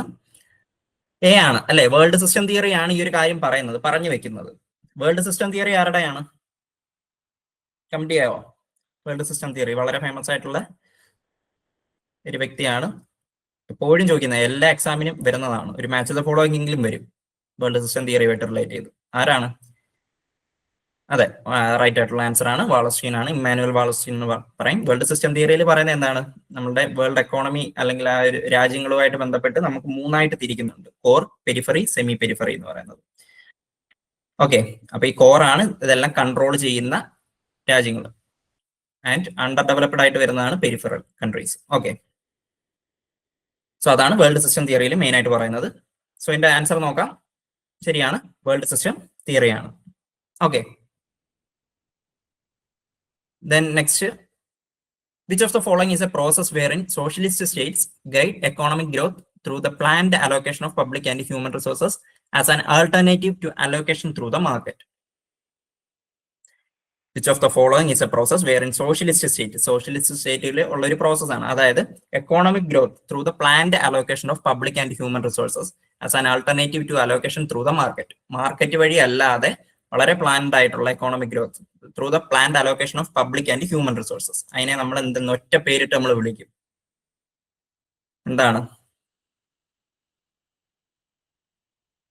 ആ ഒരു പ്ലാനിങ്ങിനെ നമ്മൾ വിളിക്കുന്നതാണ് സെൻട്രലൈസ്ഡ് പ്ലാനിങ്. സോ ഇതിൽ നിന്ന് തന്നെ answer നമുക്ക് പറയാം. സെൻട്രലൈസ്ഡ് പ്ലാനിങ് എന്ന് പറയുന്നത് എന്താണ്? It's a process wherein socialist state, എവിടെ ഉള്ളതാണ്? സോഷ്യലിസ്റ്റ് സ്റ്റേറ്റുകളിലുള്ള പ്രോസസ് ആണ്. Guide economic growth through the planned allocation of public and human resources. Public resources അല്ലെങ്കിൽ ഹ്യൂമൻ റിസോഴ്സസിന്റെ പ്ലാൻഡ് അലോക്കേഷൻ വഴി എക്കോണമിക് ഗ്രോത്ത് ഉണ്ടാക്കുന്നത്. ഓക്കെ, ത്രൂ മാർക്കറ്റിലൂടെ അല്ലാതെ ഇതിനൊരു ബദലായിട്ട് വരുന്ന ഒരു സംവിധാനമാണ് centralised planning. Okay, so next വരുന്നതാണ് the Kyoto protocol is an international agreement related to. Kyoto protocol ഇതുമായിട്ട് ബന്ധപ്പെട്ട് വരുന്നതാണ്. വളരെ സിമ്പിൾ ആയിട്ടുള്ള ഇതാണ്.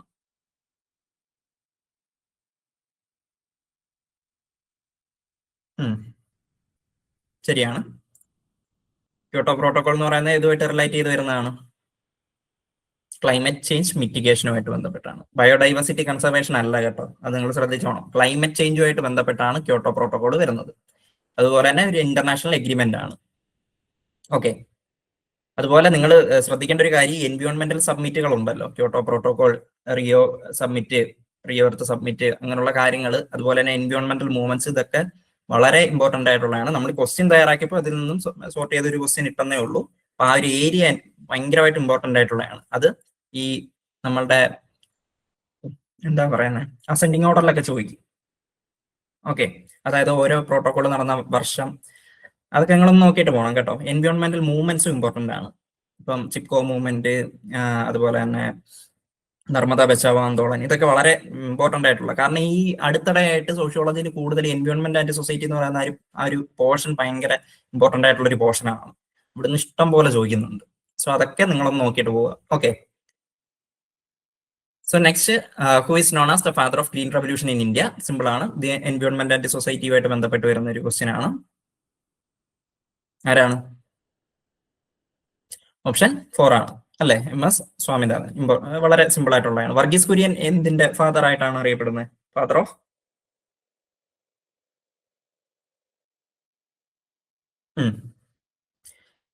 Of white revolution. ഓക്കെ, അതുപോലെ തന്നെ നോർമൻ ബോർലോങ് എന്ന് പറയുന്നത് father of green revolution in world. ലോകത്തിലെ ഗ്രീൻ റെവല്യൂഷന്റെ പിതാവായിട്ട് കണക്കാക്കുന്നത് നോർമൻ ബോർലോങ്ങിലെയാണ്. പക്ഷെ ഇന്ത്യയിൽ വരുമ്പോൾ father of green revolution in India ആരാണ്? MS സ്വാമിനാഥനാണ്. Okay,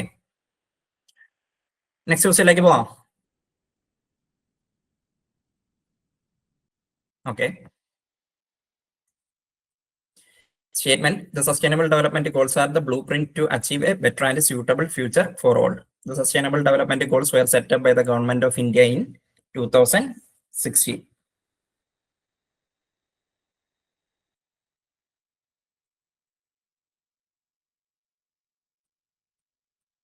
Okay,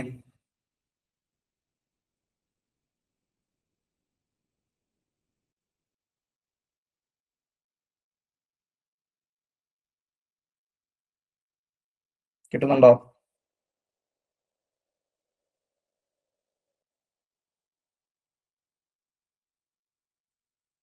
Both statement 1 and 2 are correct. Both statements are incorrect. Statement 1 is correct, 2 is incorrect. 1 is incorrect, 2 is correct. Sustainable development goals are the blueprint to achieve a better and sustainable future for all. Okay, അത് ശരിയായിട്ടുള്ള statement അല്ലേ? 1 ശരിയാണ്, അതെ, correct ആണ്. 1 ശരിയായിട്ടുള്ള statement ആണ്. 2 പക്ഷെ ശരിയായിട്ടുള്ള സ്റ്റേറ്റ്മെന്റ് അല്ല. The sustainable development goals were set up by the government of India in 2016. അത് 2016 അല്ല വന്നത്. അത് ഏത് ഇയർ ആണെന്ന് നിങ്ങൾ ഒരു ഹോംവർക്ക് പോലെ നോക്ക്. ഏത് ഇയറിലാണ് ഇത് വന്നത്? സസ്റ്റൈനബിൾ ഡെവലപ്മെന്റ് ഗോൾസ് വന്നത് ഏത് ഇയറിലാണ്? അതുപോലെ തന്നെ അതിന്റെ ഒബ്ജക്റ്റീവ്സ് കൃത്യമായിട്ട് നോക്കുക. സസ്റ്റൈനബിൾ ഡെവലപ്മെന്റിന്റെ ചിലപ്പം അതിൽ വരാത്ത ഒരു ഒബ്ജക്റ്റീവ് നിങ്ങൾക്ക് ഓപ്ഷനിൽ വന്നിട്ട് അങ്ങനെയും ക്വസ്റ്റ്യൻ വരാം. Okay, so statement 1 is correct, but statement 2 is incorrect. Okay, SDG എന്ന് പറയും, സസ്റ്റൈനബിൾ ഡെവലപ്മെന്റ് ഗോൾസ്, വളരെ ഇമ്പോർട്ടന്റ് ആയിട്ടുള്ള ഒരു ഏരിയ ആണ്. ഓക്കെ, സോ നെക്സ്റ്റ് ക്വസ്റ്റ്യനിലേക്ക് പോവാം.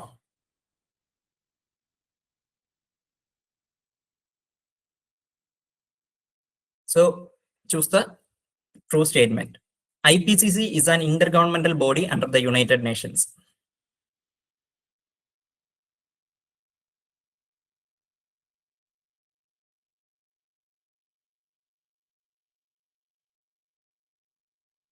സ്റ്റേറ്റ്മെന്റ് വായിച്ചു നോക്ക്.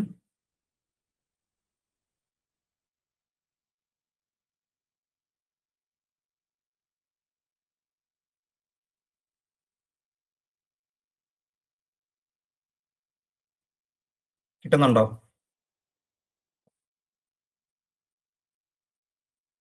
IPCCയുടെ full form intergovernmental panel on climate change.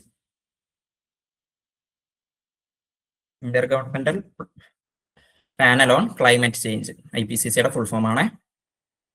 എഴുതി വെച്ചോണേ.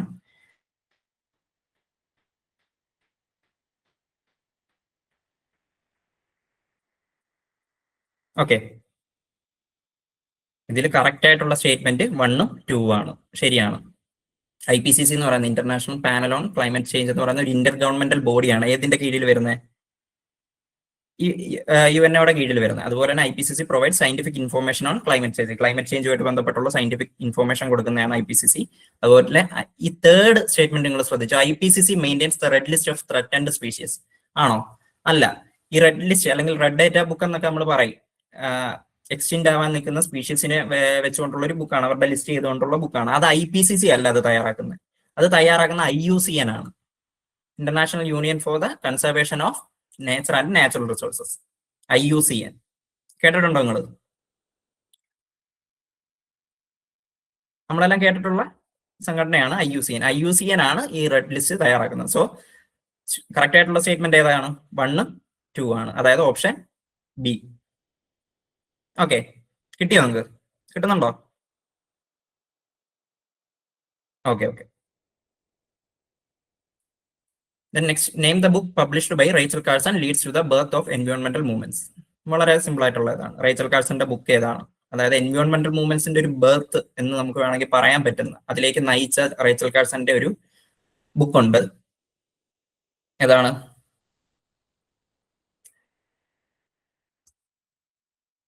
സിമ്പിൾ അല്ലേ? കമന്റ് ചെയ്യും, നിങ്ങൾക്ക് അറിയാവുന്നതല്ലേ, നിങ്ങളെല്ലാം കേട്ടിട്ടുള്ളതാണ്. ഓപ്ഷൻ ഏതാണ്?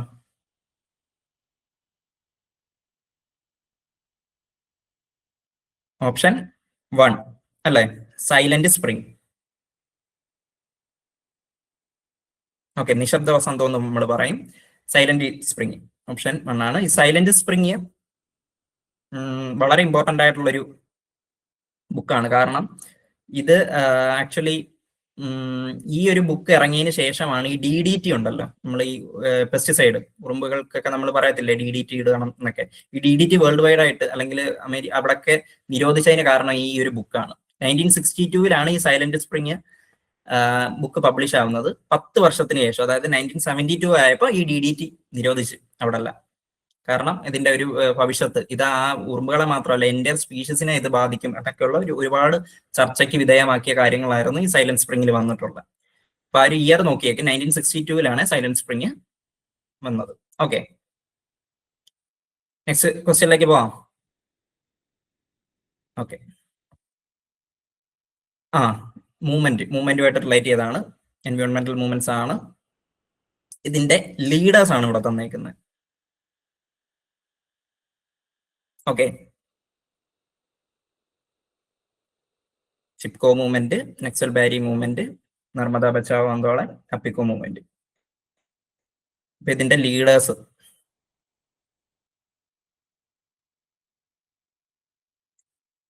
A3 ശരിയാണ്. ചിപ്കോ മൂവ്മെന്റിന്റെ ആരാണ്? സുന്ദർലാൽ ബഹുഗുണ. കറക്റ്റ് ആണ്. നർമ്മദ ബച്ചാവോ ആന്തോളൻ ആരാണ്? C2. അതെ, കറക്റ്റ് ആണ്. മേധ പട്കർ ആണ്. അപ്പൊ ഓപ്ഷൻസ്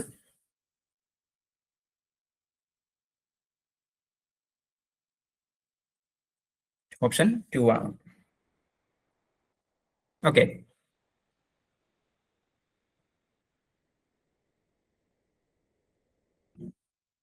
കിട്ടുന്നുണ്ടോ നിങ്ങൾക്ക്?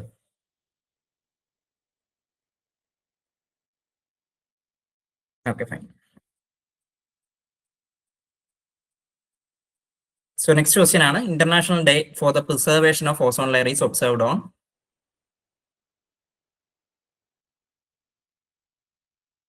International Day for the Preservation of Ozone Layer is observed on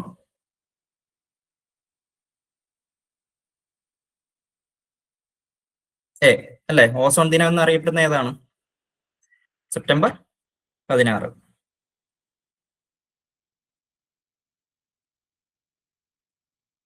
okay,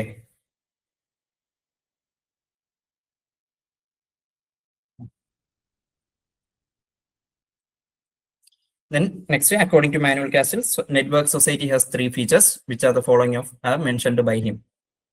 manual Castells വളരെ ഫേമസ് ആയിട്ടുള്ള സോഷ്യോളജിസ്റ്റ് ആണ്. അദ്ദേഹത്തിന്റെ വളരെ ഫേമസ് ആയിട്ടുള്ള ഒരു കൺസെപ്റ്റ് ആണ് നെറ്റ്വർക്ക് സൊസൈറ്റി. നെറ്റ്വർക്ക് സൊസൈറ്റിയുടെ കുറച്ച് ക്യാരക്ടറിസ്റ്റിക്സ് അല്ലെങ്കിൽ ഫീച്ചേഴ്സ് ഉണ്ട്, അതാണ് നോക്കുന്നത്. ഈ നെറ്റ്വർക്ക് സൊസൈറ്റി എന്ന് പറയുന്നത് എന്താണ് ആക്ച്വലി? അതായത് ആ ഒരു കൺസെപ്റ്റ് എന്ന് പറയുന്നത് വളരെ സിമ്പിൾ ആയിട്ടാണ്. അതായത് ഡിജിറ്റൽ ടെക്നോളജി ഷേപ്പ് ചെയ്യുന്ന ഒരു ടൈപ്പ് ഓഫ് മോഡേൺ സൊസൈറ്റി. അതായത് എല്ലാ കാര്യങ്ങളും ഡിജിറ്റലൈസ് ആകുന്ന ഒരു ടൈപ്പ് ഓഫ് കമ്മ്യൂണിക്കേഷൻ ഉൾപ്പെടെ ഹ്യൂമൻസ് തമ്മിലുള്ള കമ്മ്യൂണിക്കേഷൻ എല്ലാം ഡിജിറ്റലൈസ്ഡ് ആകുന്ന ആ ഒരു ടൈപ്പ് ഓഫ് സൊസൈറ്റിയാണ് നെറ്റ്വർക്ക് സൊസൈറ്റി എന്ന് പറയുന്നത്. അതിന്റെ ത്രീ ഫീച്ചേഴ്സ് ഇതാണ് ഓപ്ഷൻ.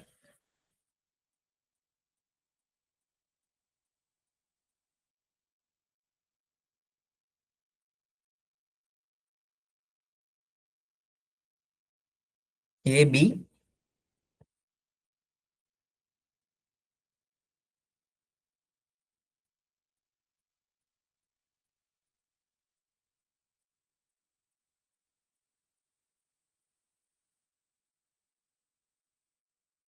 കിട്ടുന്നുണ്ടോ? Flexibility, scalability, disruption, power centre, survivability. Option 1 ആണ് റൈറ്റ് ആയിട്ടുള്ള answer. A, B and E. അതായത് ഫ്ലെക്സിബിലിറ്റി, നെറ്റ്വർക്ക് സൊസൈറ്റി വളരെ ഫ്ലെക്സിബിൾ ആയിട്ടുള്ള ഒരു സൊസൈറ്റിയാണ്. ഫ്ലെക്സിബിലിറ്റി ഇതിന്റെ ഒരു ഫീച്ചറാണ്. അതുപോലെ തന്നെ സ്കെയിലബിലിറ്റി ആൻഡ് സർവൈവബിലിറ്റി, ഇത് മൂന്നുമാണ്. ഡിസ്ട്രപ്ഷനും പവർ സെന്ററും ഇതിന്റെ ഒരു ഫീച്ചേഴ്സ് അല്ല, ഇതിന്റെ നെറ്റ്വർക്ക് സൊസൈറ്റിയുടെ ഒരു ഫീച്ചർ അല്ല. സോ ഫ്ലെക്സിബിലിറ്റി, സ്കെയിലബിലിറ്റി, സർവൈവബിലിറ്റി, ഇത് മൂന്നുമാണ് ഇതിന്റെ ഒരു features network society. So network society is a concept by Manuel Castells. അത് ഇമ്പോർട്ടന്റ് ആണ്. ആ ഒരു കൺസെപ്റ്റ് മാനുവൽ കാസ്റ്റൽസിന്റെ ആണ്. ഓക്കെ, നെക്സ്റ്റ് ക്വസ്റ്റ്യനിലേക്ക് പോവാം. ഫോളോ ചെയ്യാൻ പറ്റുന്നുണ്ടല്ലോ നമുക്ക്?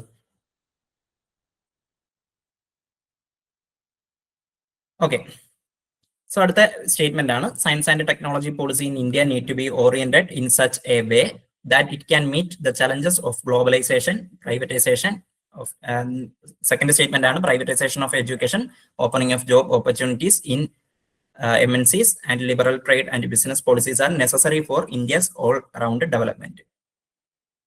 Science and technology policy in India need to be oriented in such a way so that it can meet the challenges of globalization. രണ്ട് സ്റ്റേറ്റ്മെന്റും ശരിയാണ്, രണ്ട് സ്റ്റേറ്റ്മെന്റും തെറ്റാണ്. ഒന്ന് ശരി, രണ്ട് തെറ്റ്. ഒന്ന് തെറ്റ്, രണ്ട് ശരി. രണ്ട് സ്റ്റേറ്റ്മെന്റും കൃത്യമായിട്ട് വായിച്ചു നോക്കി നിങ്ങൾ. സ്റ്റേറ്റ്മെന്റ് അല്ലെങ്കിൽ അസേഷൻ റീസൺ ടൈപ്പ് ക്വസ്റ്റ്യൻസ് ഒരുപാട് വരും കേട്ടോ. നമുക്ക് ഇവരുടെ ഒരു പാറ്റേൺ അനുസരിച്ച് ഇവർ പാറ്റേൺ ചേഞ്ച് ചെയ്യുന്നില്ല എന്നുണ്ടെങ്കിൽ ആ ഒരു രീതിയിൽ തന്നെ ആയിരിക്കും വരുന്നത്. കൃത്യമായിട്ടപ്പം നമ്മൾ വായിച്ചു നോക്കണം. Okay, science and technology policy in India need to be oriented in such a way so that it can meet the challenges of globalisation. ഒന്ന് കറക്റ്റ് ആണ് അല്ലേ? Then privatization of education, opening of job opportunities in MNCs, and liberal trade and business policies are necessary for India's all-round development. രണ്ടും ശരിയാണ്, രണ്ട് സ്റ്റേറ്റ്മെന്റുകളും ശരിയാണ്. അതായത് നമ്മുടെ ഇന്ത്യയിലെ science and technology policy should be need to be oriented in such a way so that it can meet the challenges of globalization. Globalization വഴിയുള്ള challenges മാറ്റാൻ അതാണ് വഴി. പിന്നെ അതുപോലെ തന്നെ എഡ്യൂക്കേഷൻ പ്രൈവറ്റൈസ് ചെയ്യുക, ഓപ്പണിംഗ് ജോബ് MNCസിലുള്ള ജോബ് ഓപ്പർച്യൂണിറ്റീസ് ഒക്കെ കൂട്ടുക, ലിബറൽ ട്രേഡ്, അതുപോലെ തന്നെ ബിസിനസ് പോളിസീസ്, ഇതെല്ലാമാണ് ഇന്ത്യയുടെ ഓൾറൗണ്ട് ഡെവലപ്മെന്റിലേക്ക് നയിക്കുന്ന കാര്യങ്ങൾ എന്നാണ് പറയുന്നത്. രണ്ട് സ്റ്റേറ്റ്മെന്റും ശരിയാണ്. ഓക്കെ, ഇനി നമുക്ക് റിസർച്ചുമായിട്ട് റിലേറ്റ് ചെയ്യാം. നമുക്ക് റിസർച്ച് മെത്തഡോളജി എന്ന് പറയുന്ന ഒരു പോർഷൻ ഉണ്ടല്ലോ, second, I think second or third, sorry second, അതെ സെക്കൻഡ് യൂണിറ്റ് ആണ് നമുക്ക്. അപ്പം റിസർച്ച് മെത്തഡോളജി എന്നുള്ളൊരു ക്വസ്റ്റ്യൻ ആണ്. രണ്ട് സ്റ്റേറ്റ്മെന്റും വായിച്ചു നോക്കി നിങ്ങൾ. When researcher conducts a field survey, collects data, analyzes the results and present it in his study, it's primary data. But when another person uses that data for further analysis, it becomes secondary data for him. Simple അല്ലേ?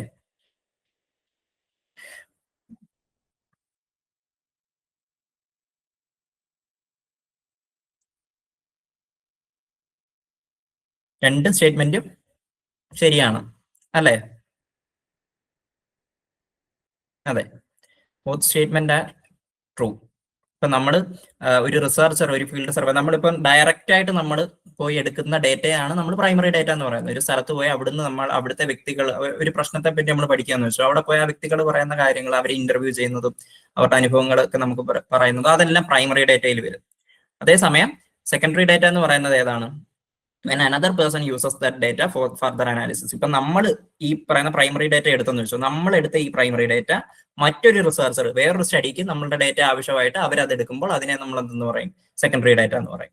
ഇപ്പൊ police records എന്നൊക്കെ പറയുന്നത് നമുക്ക് secondary data, governmental records അങ്ങനെയൊക്കെ ഉള്ളത്, കാരണം അവർ already എടുത്തു വെച്ചിരിക്കുന്ന റെക്കോർഡാണ് അല്ലെങ്കിൽ ഡേറ്റാസ് ആണ്.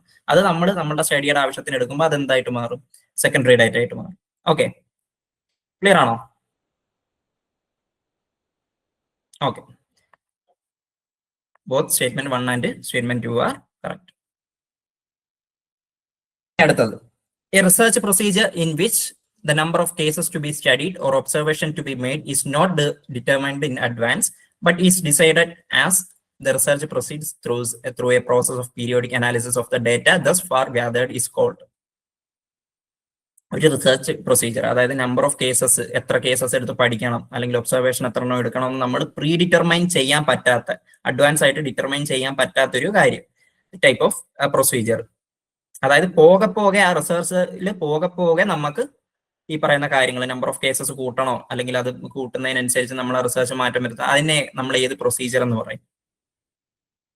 ലോജിക് അനാലിസിസ് ആണോ, സീക്വൻഷ്യൽ അനാലിസിസ് ആണോ, സ്നോബോൾ പ്രൊസീജിയർ ആണോ, സ്പോണ്ടേനിയസ് പ്രൊസീജിയർ ആണോ?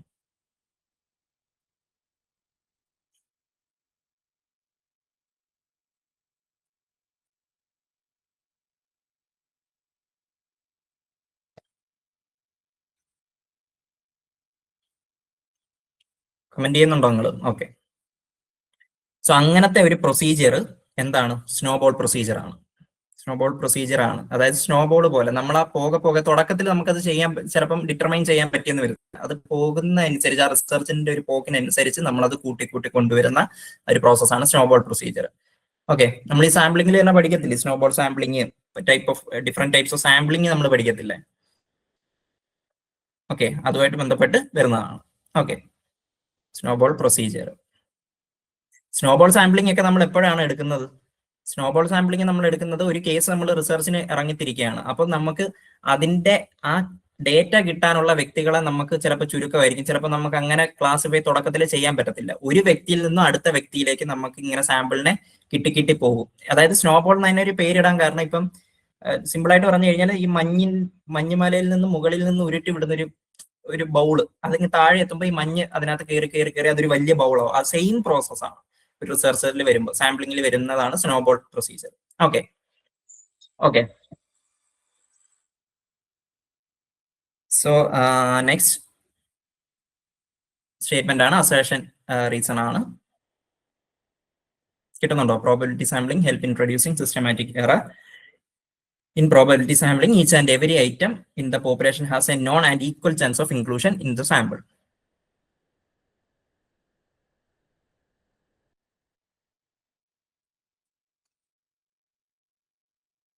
കിട്ടുന്നുണ്ടോ?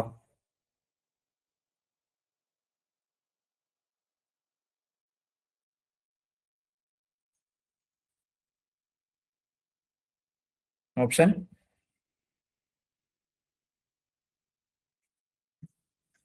സിമ്പിൾ അല്ലേ?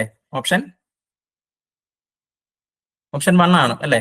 എയും ആറും കറക്റ്റ് ആണ്. അതായത് പ്രോബബിലിറ്റി സാമ്പിളിംഗിൽ, അതായത് ഒരു പോപ്പുലേഷനിലെ, അതായത് ഏത് സാമ്പിളിനെയും ഈക്വൽ ചാൻസ് ആണ് അവർ ഇൻക്ലൂഡ് ചെയ്യാൻ, അല്ലെങ്കിൽ ഇൻക്ലൂഷൻ ക്രൈറ്റീരിയക്ക് ഈക്വൽ ചാൻസ് ആണ് ഓരോ സാമ്പിളിനും. അതിനെയാണ് പ്രോബബിലിറ്റി സാമ്പിളിംഗ് എന്ന് പറയുന്നത്. ഓക്കെ, അതുകൊണ്ടാണ് probability sampling help in producing systematic error. So option A and R are true. ഇപ്പം ഒരേ ചാൻസ് ഇല്ല എന്നുണ്ടെങ്കിൽ അതിനെ നമ്മൾ എന്തെന്ന് പറയും? നോൺ പ്രോബബിലിറ്റി സാമ്പിളിംഗ് എന്ന് പറയും. Okay, so both A and R are true and R is the correct explanation of A. Okay ആണോ?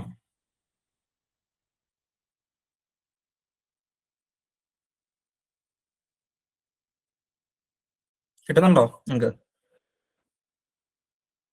ഓക്കെ, റിസർച്ച് മെത്തഡോളജി ഒക്കെ നിങ്ങൾ നല്ല രീതിക്ക് പഠിച്ചിട്ട് പോകണം കേട്ടോ. കാരണം അതൊക്കെ വളരെ ഇമ്പോർട്ടൻ്റ് ആണ്. കാരണം റിസർച്ച് മെത്തഡോളജി നിങ്ങൾ പഠിച്ചു കഴിഞ്ഞാൽ നിങ്ങൾക്ക് ബെനിഫിറ്റ് എന്താണെന്ന് വെച്ച് കഴിഞ്ഞാൽ നിങ്ങൾക്ക് പേപ്പർ 1 ഓൾറെഡി ഒരു പോർഷൻ ഉണ്ട്. അപ്പൊ നിങ്ങൾ വൺസ് ഇത് പഠിച്ചു കഴിഞ്ഞാൽ നിങ്ങൾക്ക് 2 പേപ്പറിലും ഇത് സ്കോർ ചെയ്യാൻ പറ്റും. ഓക്കെ, ഇതുമായിട്ട് ബന്ധപ്പെട്ടുള്ള ടേംസ്, ഹൈപ്പോത്തിസിസ് എന്താണ്, സാമ്പിളിംഗ് എന്താണ്, ഡിഫറെന്റ് ടൈപ്സ് ഓഫ് സാമ്പിളിംഗ് ഏതൊക്കെയാണ്, അല്ലെങ്കിൽ ഡിഫറെന്റ് ടൈപ്സ് ഓഫ് റിസർച്ച് നമുക്ക് ഒരുപാടുണ്ട്. ക്വാണ്ടിറ്റേറ്റീവ്, ക്വാളിറ്റേറ്റീവ്, അതിൽ തന്നെ ക്വാണ്ടിറ്റേറ്റീവിലെ സബായിട്ട് വരുന്ന ഏതൊക്കെയാണ്, ക്വാളിറ്റേറ്റീവ് ഏതാണ്. ദെൻ വളരെ ഇമ്പോർട്ടന്റ് ആയിട്ടുള്ള സ്റ്റേറ്റ്മെന്റ് ലെവലിൽ നിങ്ങളോട് ചോദിക്കാൻ സാധ്യതയുള്ള ക്വസ്റ്റ്യൻസ് ആണ് റിസർച്ച് എത്തിക്സ്. ഒരു റിസർച്ചർ റിസർച്ചിലേക്ക് ഇറങ്ങുമ്പോൾ അല്ലെങ്കിൽ ആ റിസർച്ചർ പാലിക്കേണ്ട എത്തിക്സ് എന്തൊക്കെയാണ്, അങ്ങനെ കുറച്ച് സ്റ്റേറ്റ്മെന്റ് തന്നിട്ട് ഇതിലേതാണ് ഒരു റിസർച്ചർ പാലിക്കേണ്ട എത്തിക്സ് ഏതൊക്കെയാണ്. ഓക്കെ, അങ്ങനെയൊക്കെ നിങ്ങൾക്ക് വരാം. റിസർച്ച് എത്തിക്സ് ഏതൊക്കെയാണ്, നമ്മൾ അവരുടെ കോൺഫിഡൻഷ്യാലിറ്റി കീപ്പ് ചെയ്യല്, ദെൻ ഇവരുടെ ഇൻഫോംഡ് കൺസെന്റ് ഇവർക്ക് കൊടുക്കുക, അവർക്ക് ഏത് സമയം വിഡ്രോ ചെയ്യാൻ, അതായത് നമ്മുടെ പാർട്ടിസിപ്പൻസിന് ഏത് സമയം വിഡ്രോ ചെയ്യാം, അങ്ങനെയുള്ള ഒരുപാട് റിസർച്ച് എത്തിക്സ് ഉണ്ട്. അതൊക്കെ കൃത്യമായിട്ട് നോക്കുക. ഡിഫറെന്റ് ടൈപ്സ് ഓഫ് റിസർച്ച് കൃത്യമായിട്ടൊക്കെ പഠിച്ചിട്ട് പോവുക. ഓക്കെ, ആ ഒരു ഫുൾ പാർട്ട് നിങ്ങളൊന്ന് നോക്കിയിട്ടൊക്കെ പോവുക. ഓക്കെ, വളരെ ഇമ്പോർട്ടന്റ് ആയിട്ടുള്ള ഒരു ഏരിയ ആണ്. ഓക്കെ, നെക്സ്റ്റ് ക്വസ്റ്റ്യനിലേക്ക് പോവാം. Okay, which of the following are measures of central tendency? Simple ആണ്. സെൻട്രൽ ടെൻഡൻസി മെഷേഴ്സ് ഏതൊക്കെയാണ്? Mean, range, mode, mean deviation, median.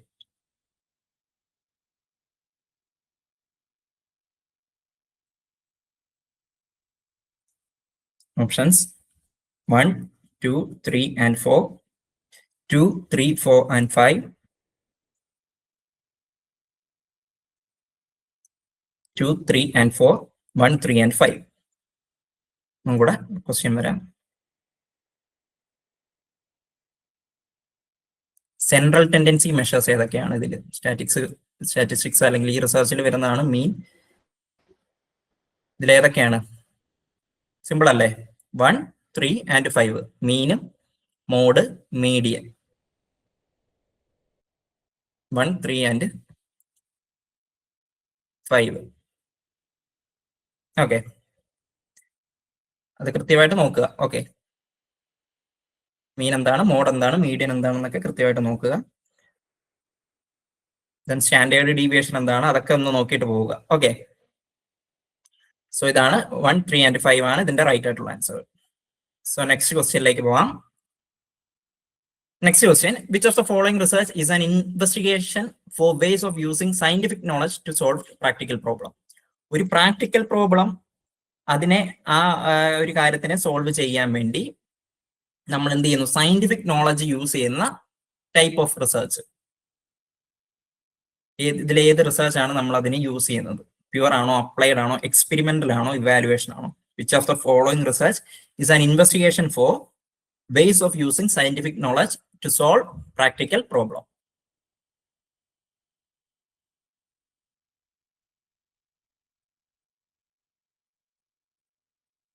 ഏതാണ്?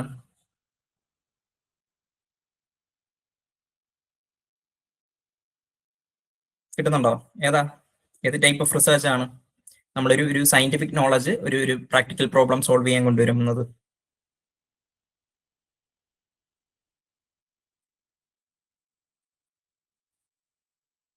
സിമ്പിൾ അല്ലേ? കമന്റ് ചെയ്യൂ, നിങ്ങൾക്ക് കിട്ടുന്നില്ലേ?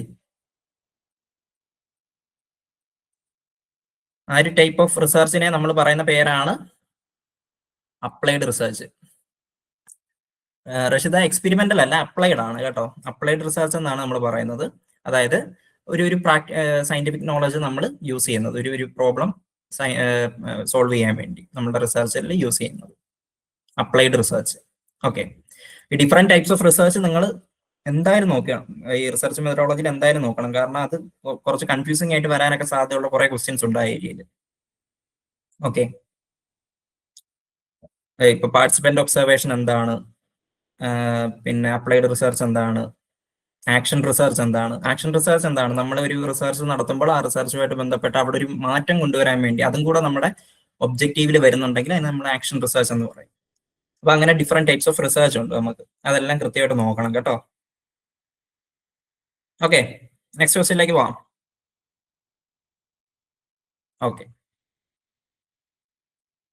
നിങ്ങൾക്ക് ഫോളോ ചെയ്യാൻ പറ്റുന്നുണ്ടല്ലോ എല്ലാവർക്കും?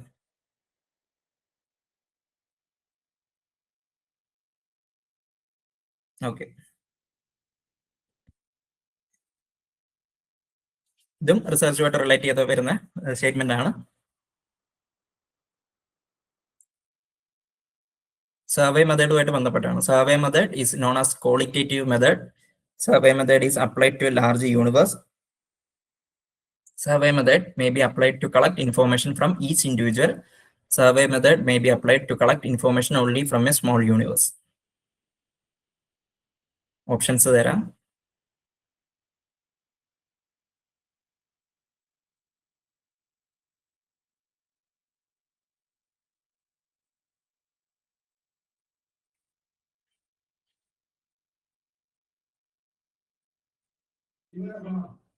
കിട്ടുന്നുണ്ടോ?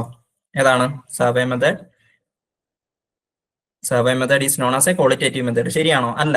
സർവേ മെത്തേഡ് എന്താണ്? ഒരു ക്വാണ്ടിറ്റേറ്റീവ് മെത്തേഡ് ആണ്. ക്വാണ്ടിറ്റി ആണ് അവിടെ പ്രധാനം വരുന്നത്, അല്ലേ? സർവേ മെത്തേഡിന് എക്സാമ്പിൾ ഇപ്പൊ സെൻസസ് എന്നൊക്കെ പറയുന്ന ഒരു സർവേ മെത്തേഡാണ്.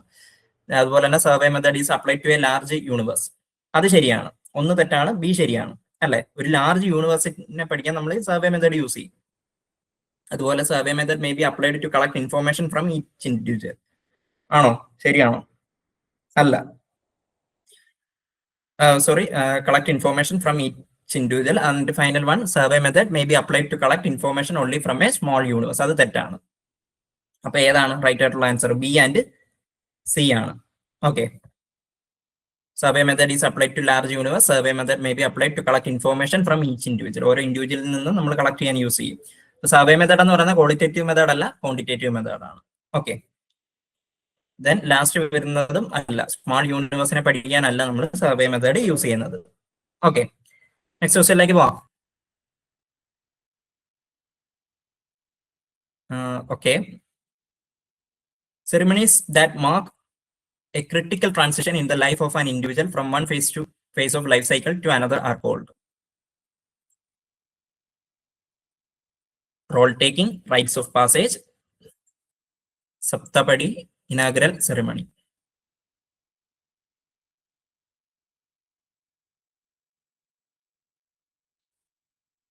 Role taking, rites of passage, saptapadi, inaugural ceremony. ഇതിന്റെ ക്വസ്റ്റിന്റെ അർത്ഥം ഇത്രേ ഉള്ളൂ. അതായത് ഒരു ഇൻഡിവിജ്വൽ ഒരു ഫേസ് ഓഫ് ഒരു ലൈഫ് സൈക്കിളിൽ ഒരു ഫേസിൽ നിന്നും അടുത്ത ഒരു ഫേസിലോട്ട് പോകുന്ന ആ ഒരു ക്രിട്ടിക്കൽ ട്രാൻസിഷൻ ആ ഒരു ടൈമിൽ നടത്തുന്ന സെറിമണി ഏതാണ്? ഏഞ്ചലിൻ റോൾ ടേക്കിംഗ് അല്ല. നമ്മൾ ആ സെറിമണി എന്തെന്നാണ് പറയുന്നത്. റോൾ ടേക്കിംഗ് അവിടെ വരുന്നുണ്ട്, പുതിയൊരു റോൾ എടുക്കുന്നുണ്ട്, പക്ഷെ ആ ഒരു സെറിമണിയെ നമ്മൾ പറയുന്ന ഒരു പേരുണ്ട്. അതിനെയാണ് നമ്മൾ റൈറ്റ്സ് ഓഫ് പാസേജ് എന്ന് പറയുന്നത്. ഇനാഗുറൽ സെറിമണി അല്ല, റൈറ്റ്സ് ഓഫ് പാസേജ് ആണ്. ഓക്കെ, റൈറ്റ്സ് ഓഫ് പാസേജ് എന്താന്ന് വെച്ച് കഴിഞ്ഞാൽ ഇപ്പം ഒരു വ്യക്തിയുടെ കല്യാണം എന്ന് പറയുന്ന ഒരു റൈറ്റ്സ് ഓഫ് പാസേജ് ആണ്. ഓക്കെ. പിന്നെ അതുപോലെ തന്നെ പുബർട്ടി അച്ചീവ് ചെയ്യുന്ന ആ ഒരു സെറിമണി, അത് റൈറ്റ്സ് ഓഫ് പാസേജ് ആണ്. അല്ലെങ്കിൽ ഒരാൾ പേരന്റ് ആകുന്ന അങ്ങനത്തെ ഒരു സെറിമണി, അത് റൈറ്റ്സ് ഓഫ് പാസേജ് ആണ്. ഓക്കെ. അതായത് ഒരു റോളിൽ നിന്നും ലൈഫ് സൈക്കിളിലെ ഒരു ഫേസിൽ നിന്നും അടുത്തൊരു ഫേസിലേക്ക് പോകുമ്പോൾ ആ ഒരു ട്രാൻസിഷൻ ലെവല് കീപ്പ് ചെയ്യുന്ന ആ ഒരു സെറിമണി നമ്മൾ വിളിക്കുന്ന പേര് റൈറ്റ്സ് ഓഫ് പാസേജ് എന്നാണ്. ഇമ്പോർട്ടന്റ് ആണ് കേട്ടോ, റൈറ്റ്സ് ഓഫ് പാസേജ് ചോദിച്ചിട്ടുണ്ട് ഇതിനു മുമ്പ്. ഓക്കെ, മനസ്സിലായോ? അതിന്റെ ഐഡിയ മനസ്സിലായോ നിങ്ങൾക്ക്? Ceremonies that mark a critical transition in the life of an individual from one phase of life cycle to another are called. അപ്പൊ നാളെ നിങ്ങളുടെ ഇപ്പം വിവാഹം കഴിക്കാത്തവരാണെങ്കിൽ നാളെ നിങ്ങളുടെ വിവാഹം എന്ന് പറയുന്നത് അതൊരു റൈറ്റ്സ് ഓഫ് പാസേജ് ആണ്. ഓക്കെ. അതുപോലെ തന്നെ നിങ്ങളുടെ നെക്സ്റ്റ് ലെവൽ ഓഫ് നിങ്ങളുടെ മരണം പോലും എന്താണ് റൈറ്റ്സ് ഓഫ് പാസേജിന് നമുക്ക് ഉൾപ്പെടുത്താവുന്നതാണ്. സോ അങ്ങനത്തെ ഒരു ക്രിട്ടിക്കൽ ട്രാൻസിഷൻ വരുന്ന ഒരു ടൈമിൽ നടക്കുന്ന സെറിമണി, അതിനെയാണ് റൈറ്റ്സ് ഓഫ് പാസേജ് എന്ന് പറയുന്നത്. ഓക്കെ. ദെൻ നെക്സ്റ്റ് സ്റ്റേറ്റ്മെന്റ്സ് ആണ്. സ്റ്റേറ്റ്മെന്റ് വായിച്ചു നോക്കിയേ.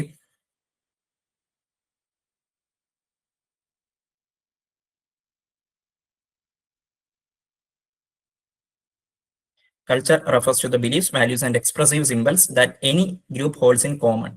Culture determines the ways by which people organize their experiences and guides social behavior. രണ്ട് സ്റ്റേറ്റ്മെന്റും ശരിയാണോ? രണ്ട് സ്റ്റേറ്റ്മെന്റും തെറ്റാണോ? ഒന്ന് ശരി രണ്ട് തെറ്റാണോ? ഒന്ന് തെറ്റ് രണ്ട് ശരിയാണോ?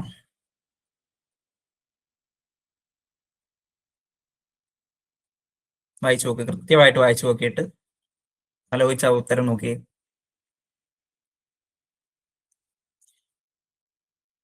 ഓക്കെ.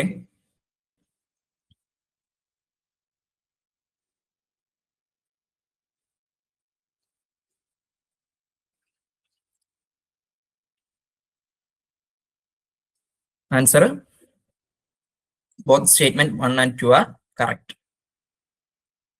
ഓക്കെ, അതായത് കൾച്ചർ എന്ന് പറയുന്നത് എന്താണ്? എപ്പോഴും നമ്മുടെ ബിലീഫ്സ് അല്ലെങ്കിൽ നമ്മുടെ value system and expressive symbols that any groups holds in common. ഒരു ഗ്രൂപ്പ് കോമൺ ആയിട്ട് ഒരുപോലെ അവർക്ക് ഒരുപോലെ ഷെയർഡ് ബിലീഫ്സ് ഉണ്ടെങ്കിലോ അല്ലെങ്കിൽ എക്സ്പ്രസീവ് സിമ്പിൾസ് ഉണ്ടെങ്കിലോ ഒരുപോലത്തെ വാല്യൂ സിസ്റ്റം ഉണ്ടെങ്കിലോ അതിനെ നമ്മൾ വിളിക്കുന്നതാണ് കൾച്ചർ എന്ന് പറയുന്നത്. കൾച്ചറിന്റെ ഒരു എക്സാക്ട് ഡെഫിനിഷൻ അതാണ്. അതുപോലെ തന്നെ culture determines the ways by which people organise their experiences and guide social behaviour. Culture എന്ത് ചെയ്യുന്നുണ്ട്? അത് എന്ത് ഡിറ്റർമൈൻ ചെയ്യുന്നുണ്ട്? Determine the ways by which people organise their experiences. ആളുകൾ അവരുടെ എക്സ്പീരിയൻസ് ഓർഗനൈസ് ചെയ്യുന്നതും അതുപോലെ തന്നെ സോഷ്യൽ ബിഹേവിയർ ഗൈഡ്സ് ചെയ്യുന്നതിനും ഒക്കെ കൾച്ചർ ഡിറ്റർമൈൻ ചെയ്യുന്നുണ്ട്. ഓക്കെ, സോ രണ്ട് സ്റ്റേറ്റ്മെന്റും എന്താണ്? ശരിയാണ്, കൾച്ചറുമായിട്ട് റിലേറ്റ് ചെയ്ത് വരുന്ന രണ്ട് സ്റ്റേറ്റ്മെന്റുകളാണ്. ഓക്കെ, നെക്സ്റ്റ് ക്വസ്റ്റ്യനിലേക്ക് പോവാം.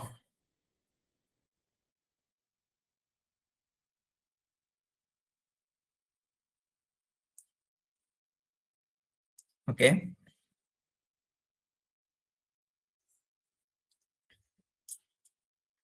നെക്സ്റ്റ് ന്യൂ റിലീജിയസ് മൂവ്മെന്റ്സുമായിട്ട് ബന്ധപ്പെട്ടാണ്. നമ്മൾ ഈ പോർഷൻ എടുത്തിട്ടുണ്ട് ക്ലാസ്സിൽ തന്നെ. അപ്പൊ ഈ അതിൽ നിന്ന് വരുന്ന ഒരു ക്വസ്റ്റ്യൻ ആണ്. റോയ് വാലീസിനെ സംബന്ധിച്ച് new religious movements which are the following types of new religious movements was discussed by. Roy Wallis discuss ചെയ്ത types of new religious movements ഏതൊക്കെയാണ്? World rejecting new religious movements, world accommodating new religious movements, world affirming new religious movements, world assimilating new religious movements. Option A, B, C, A, B, D, B, C, D, all of the above.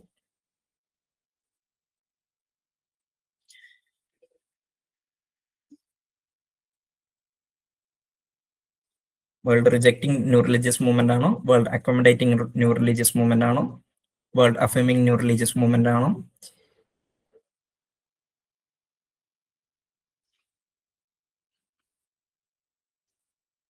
കിട്ടുന്നുണ്ടോ നിങ്ങൾക്ക്? New religious movement വളരെ important ആയിട്ടുള്ള ഒരു area ആണ്. Okay,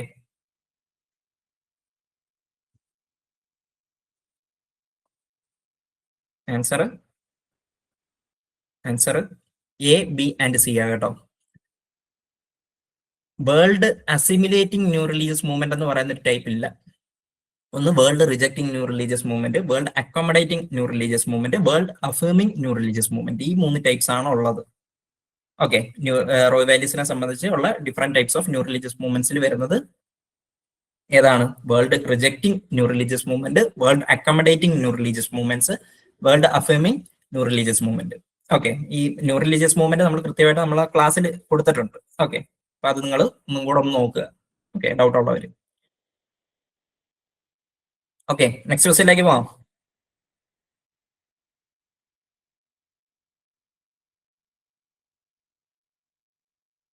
okay,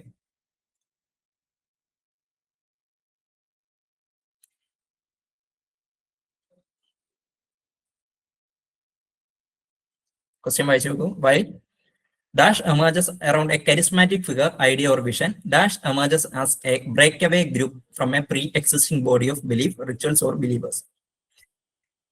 first അവിടെ നമ്മൾ fill ചെയ്യേണ്ടതാണ്, second fill ചെയ്യേണ്ടതാണ്. ആദ്യത്തെ കാര്യം എന്താണ്? Y dash emerges around a charismatic figure, idea or vision. അതിനെ നമ്മൾ എന്തെന്നാണ് പറയുന്നത്?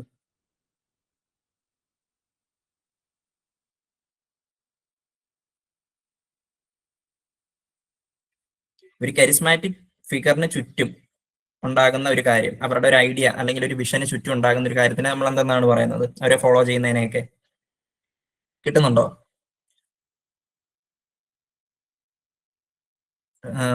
റഷീദ, സി അല്ല, അത് ടോട്ടം കൾട്ടാണ്. ടോട്ടം അല്ല. ടോട്ടം എന്ന് പറയുന്നത് നമ്മളൊരു ഇമേജ് അല്ലെങ്കിൽ എന്തെങ്കിലും ഒരു കാര്യത്തിനെ സിംബോലൈസ് ചെയ്ത് അതിനെ ആരാധിക്കുന്ന ഒരു കാര്യത്തിനാണ് നമ്മൾ ടോട്ടം എന്ന് പറയുന്നത്. ദാക്കേമിന്റെ ഒക്കെ ഒരു കൺസെപ്റ്റ് ആണ്, അതായത് അദ്ദേഹം പോപ്പുലറൈസ് ചെയ്ത ഒരു കൺസെപ്റ്റ് ആണ്. ഇത് വരുന്നത് ഓപ്ഷൻ എ ആണ്. ഓക്കെ, കൾട്ടാണ്. കൾട്ട് എന്ന് പറയുന്നത് എന്താണ്? ഒരു കരിസ്മാറ്റിക് ഫിഗർ, അവരുടെ ഐഡിയ അല്ലെങ്കിൽ ഒരു വിഷൻ, അതിനെ ഫോളോ ചെയ്ത് വരുന്നതിനാണ് കൾട്ട് എന്ന് പറയുന്നത്. അതുകൊണ്ട് തന്നെ സെക്ട് എന്ന് പറയുന്നത് എന്താണ്? Sect emerges as a break group from a pre existing body of belief, rituals or believers. ഒരു ഓൾറെഡി ഉണ്ടായിരുന്ന ഒരു belief system, body of belief അല്ലെങ്കിൽ റിച്വൽസ്, ബിലീവേഴ്സ്, അവരിൽ നിന്നും ബ്രേക്ക് അവേ ആകുന്ന ഒരു ഗ്രൂപ്പ്, അതിൽ നിന്നും മാറി നിൽക്കുന്ന, ഓൾറെഡി പണ്ട് അവരുടെ ഭാഗമായിരുന്നു, ഇപ്പൊ അവരിൽ നിന്ന് മാറി പുതിയതായിട്ട് തുടങ്ങുന്നതിനെയാണ് നമ്മൾ സെക്ട് എന്ന് പറയുന്നത്. നമ്മൾ ആ സെക്ടർ എന്നൊക്കെ ഒന്ന് ഓർത്താൽ മതി. കൾട്ടും സെക്റ്റുമാണ് ഇതിന്റെ റൈറ്റ് ആയിട്ടുള്ള ആൻസർ. ഓക്കെ, കൾട്ട് ആൻഡ് സെക്ട് മനസ്സിലായോ? ഐഡിയ മനസ്സിലായോ നിങ്ങൾക്ക്?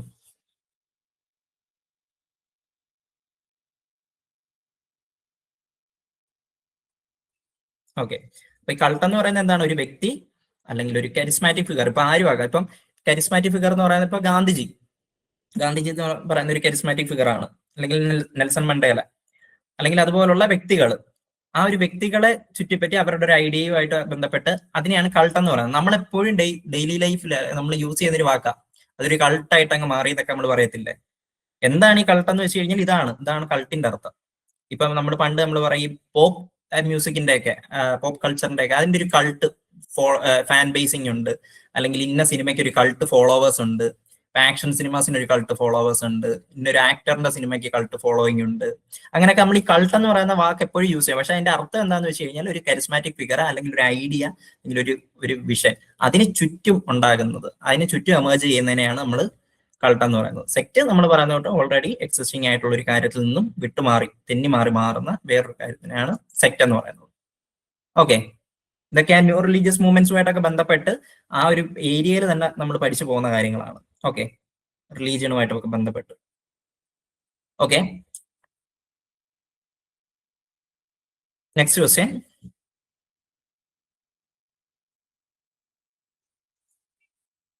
Why is it important that personal data about research participants are kept within secure confidential records? എന്തുകൊണ്ടാണ് നമ്മൾ ഈ റിസർച്ച് പാർട്ടിസിപ്പൻസിന്റെ പേഴ്സണൽ ഡേറ്റ നമ്മൾ വളരെ സെക്യൂർ ആയിട്ട് കോൺഫിഡൻഷ്യൽ ആയിട്ട് നമ്മൾ വെക്കുന്നത്? ഒരു റിസർച്ചർ വളരെ ബേസിക് ആയിട്ടുള്ള ഒരു കാര്യമോ, ബേസിക് നോളജ് യൂസ് ചെയ്താൽ നമുക്ക് ഈ ആൻസർ കിട്ടും. എന്താണ് ഓപ്ഷൻസ് വായിച്ചു നോക്ക്. So that the participant cannot find out what has been written about them, so that the individual, places or organization cannot be harmed through identification or disclosure of personal information, so that the government officials, teachers and other people in authority can have easy access to the data, to enable the researcher to track down individuals and find out more about their lives.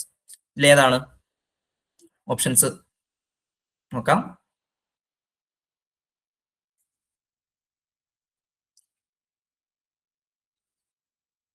Why is it important that personal data? ഇതാണ് answer അല്ലേ? അതിന്റെ ഒരു reason എന്താന്ന് വെച്ച് കഴിഞ്ഞാൽ, ആദ്യത്തെ കാര്യം അല്ല, ഇപ്പൊ നമ്മൾ ആ ഒരു പാർട്ടിസിപ്പൻസ് അറിയരുത് അങ്ങനെ ഒരു കാര്യമില്ല. കാരണം നമ്മൾ ഒരു റിസർച്ച് തുടങ്ങുമ്പോഴത്തേക്ക് അത് ആ റിസർച്ചിന്റെ ആ ഒരു എത്തിക്സിൽ വരുന്നതാണ്. എന്തിനാണ് ഈ റിസർച്ച് നടത്തുന്നത്, എന്തിനെ പറ്റിയാണ് റിസർച്ച് നടത്തുന്നത്, ഈ റിസർച്ച് കൊണ്ട് അവർക്ക് ഉണ്ടാകുന്ന ഗുണം എന്താണ്, ദോഷം എന്താണ്, ഇതിനെപ്പറ്റി ഡീറ്റെയിൽ ആയിട്ട് ആ പാർട്ടിസിപ്പന്റ് അറിഞ്ഞിരിക്കണം. അത് റിസർച്ച് എത്തിക്സ് ആണ്, ഒരു റിസർച്ചർ പാലിക്കേണ്ട എത്തിക്സ് ആണ്. അപ്പൊ അവര് അറിയാത്തൊരു കാര്യം നമ്മൾ, അതായത് അവരുടെ കയ്യിൽ നിന്ന് ഇൻഫോർമേഷൻ വാങ്ങിച്ച് അത് നമ്മൾ മാറ്റി അവരിനി കാണരുതെന്നുള്ള രീതിയിലൊന്നും വെക്കാൻ പറ്റത്തില്ല. ഇതിന്റെ ആൻസർ എന്താണ്? So that the individuals, places or organisation cannot be harmed through identification or disclosure of personal information. അതായത് ഇവർക്ക് ഒരു തരത്തിലുള്ള ഹാംനെസ്സും ഉണ്ടാകരുത്, ഇൻഡിവിജ്വൽസിനോ പ്ലേസസിനോ ഓർഗനൈസേഷനോ നമുക്ക് ഡേറ്റ തരുന്നത്.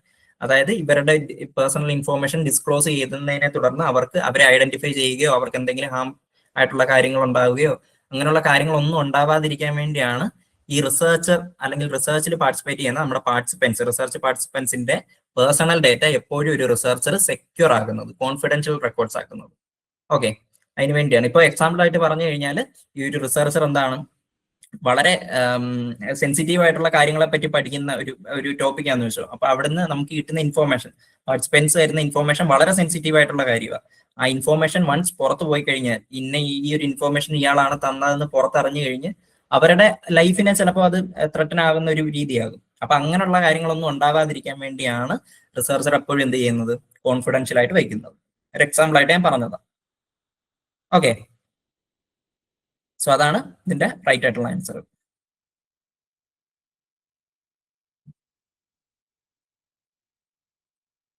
Then last question, who is the author of A Non-Communist Manifesto?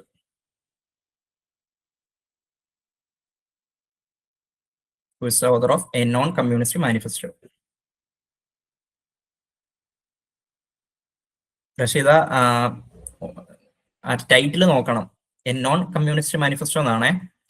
അവിടെ നമുക്ക് ഒരു മിസ്റ്റേക്ക് ഉണ്ടാവരുത്. അതായത് കമ്മ്യൂണിസ്റ്റ് മാനിഫെസ്റ്റോയുടെ ഓതറിനെ അല്ല ചോദിച്ചേക്കുന്നത്, നോൺ കമ്മ്യൂണിസ്റ്റ് മാനിഫെസ്റ്റോ ആണ്.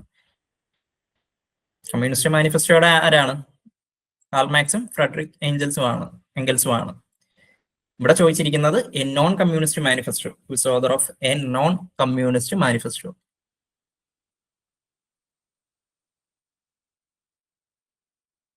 Option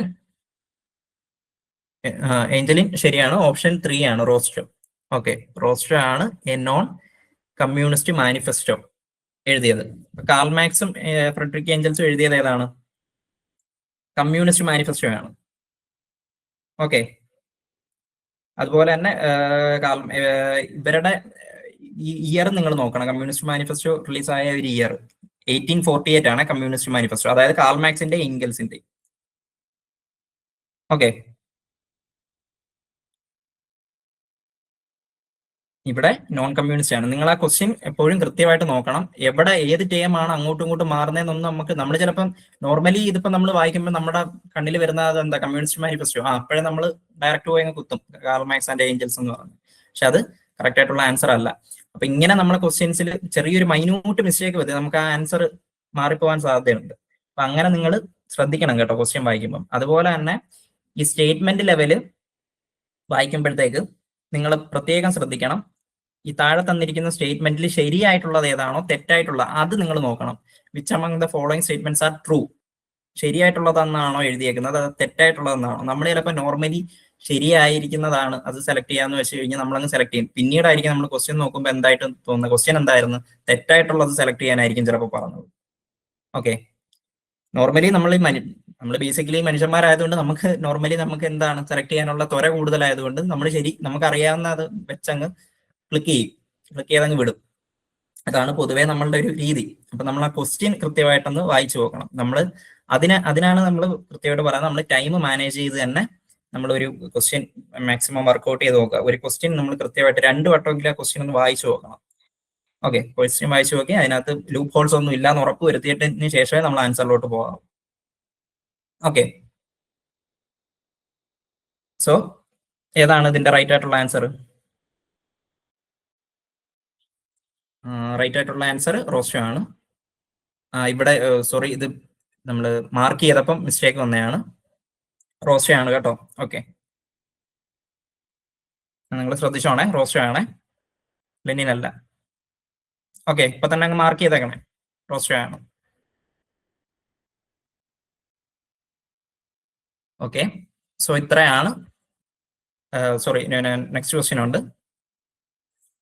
An amendment to the Hindu Succession Act 1956 was made in 2005. As per this amendment, a married Hindu woman has now right to inherit.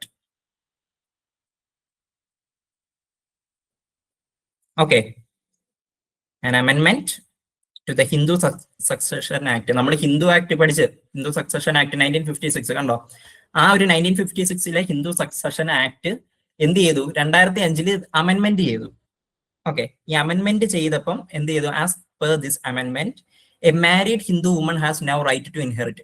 ഈ 2005 ഈ അമെൻമെന്റ് വന്നതിന് ശേഷം എന്തൊരു റൈറ്റ് കിട്ടി അവർക്ക് എന്നാണ് ചോദിച്ചിരിക്കുന്നത്. Property of her father like her brother, only to the self acquired property of her father and non ancestral property, a lower share than her brothers in the property of her father, a proportion of the movable property of her father. അപ്പം 56 Hindu succession act എന്ത് ചെയ്തു? 2005 അമെൻമെന്റ് ചെയ്തു. അമെൻമെന്റ് ചെയ്തപ്പോൾ വന്ന മാറ്റം എന്താണെന്ന്, ഒരു സ്ത്രീക്ക് എന്ത് കിട്ടി, എന്തിന്റെ റൈറ്റ് കിട്ടി? To inherit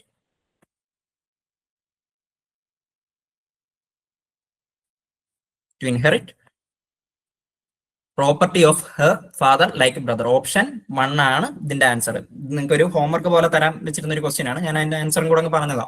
property of her father like her brother. അതായത് 56 ഈ ഒരു ആക്ട് 2005 അമെൻമെന്റ് ചെയ്തപ്പോൾ ഇത് എന്ത് ചെയ്തു?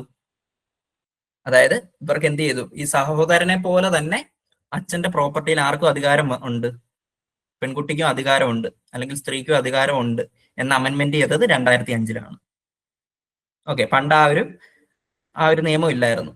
ആൺമക്കൾക്കാണ് ഈ ഒരു റൈറ്റ് കിട്ടുന്നതെന്ന് പറഞ്ഞു. പക്ഷെ 2005 ഈ പറഞ്ഞ ഹിന്ദു സക്സഷൻ ആക്ട് അമെൻമെന്റ് ചെയ്തപ്പോൾ എന്ത് കിട്ടി? സ്ത്രീകൾക്ക് ആ ഒരു റൈറ്റും കൂടെ കിട്ടി. Right to inherit the property of her father like her brother. സഹോദരന് എത്രത്തോളം അവകാശം ഉണ്ടോ അതേ അവകാശം ആർക്കും ഉണ്ട്, പെൺകുട്ടിക്കും അവകാശം ഉണ്ട്. അതാണ് ഈ ഒരു ആക്ടിൽ വരുന്നത്.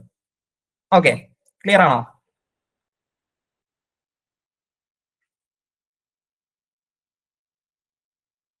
ഓക്കെ.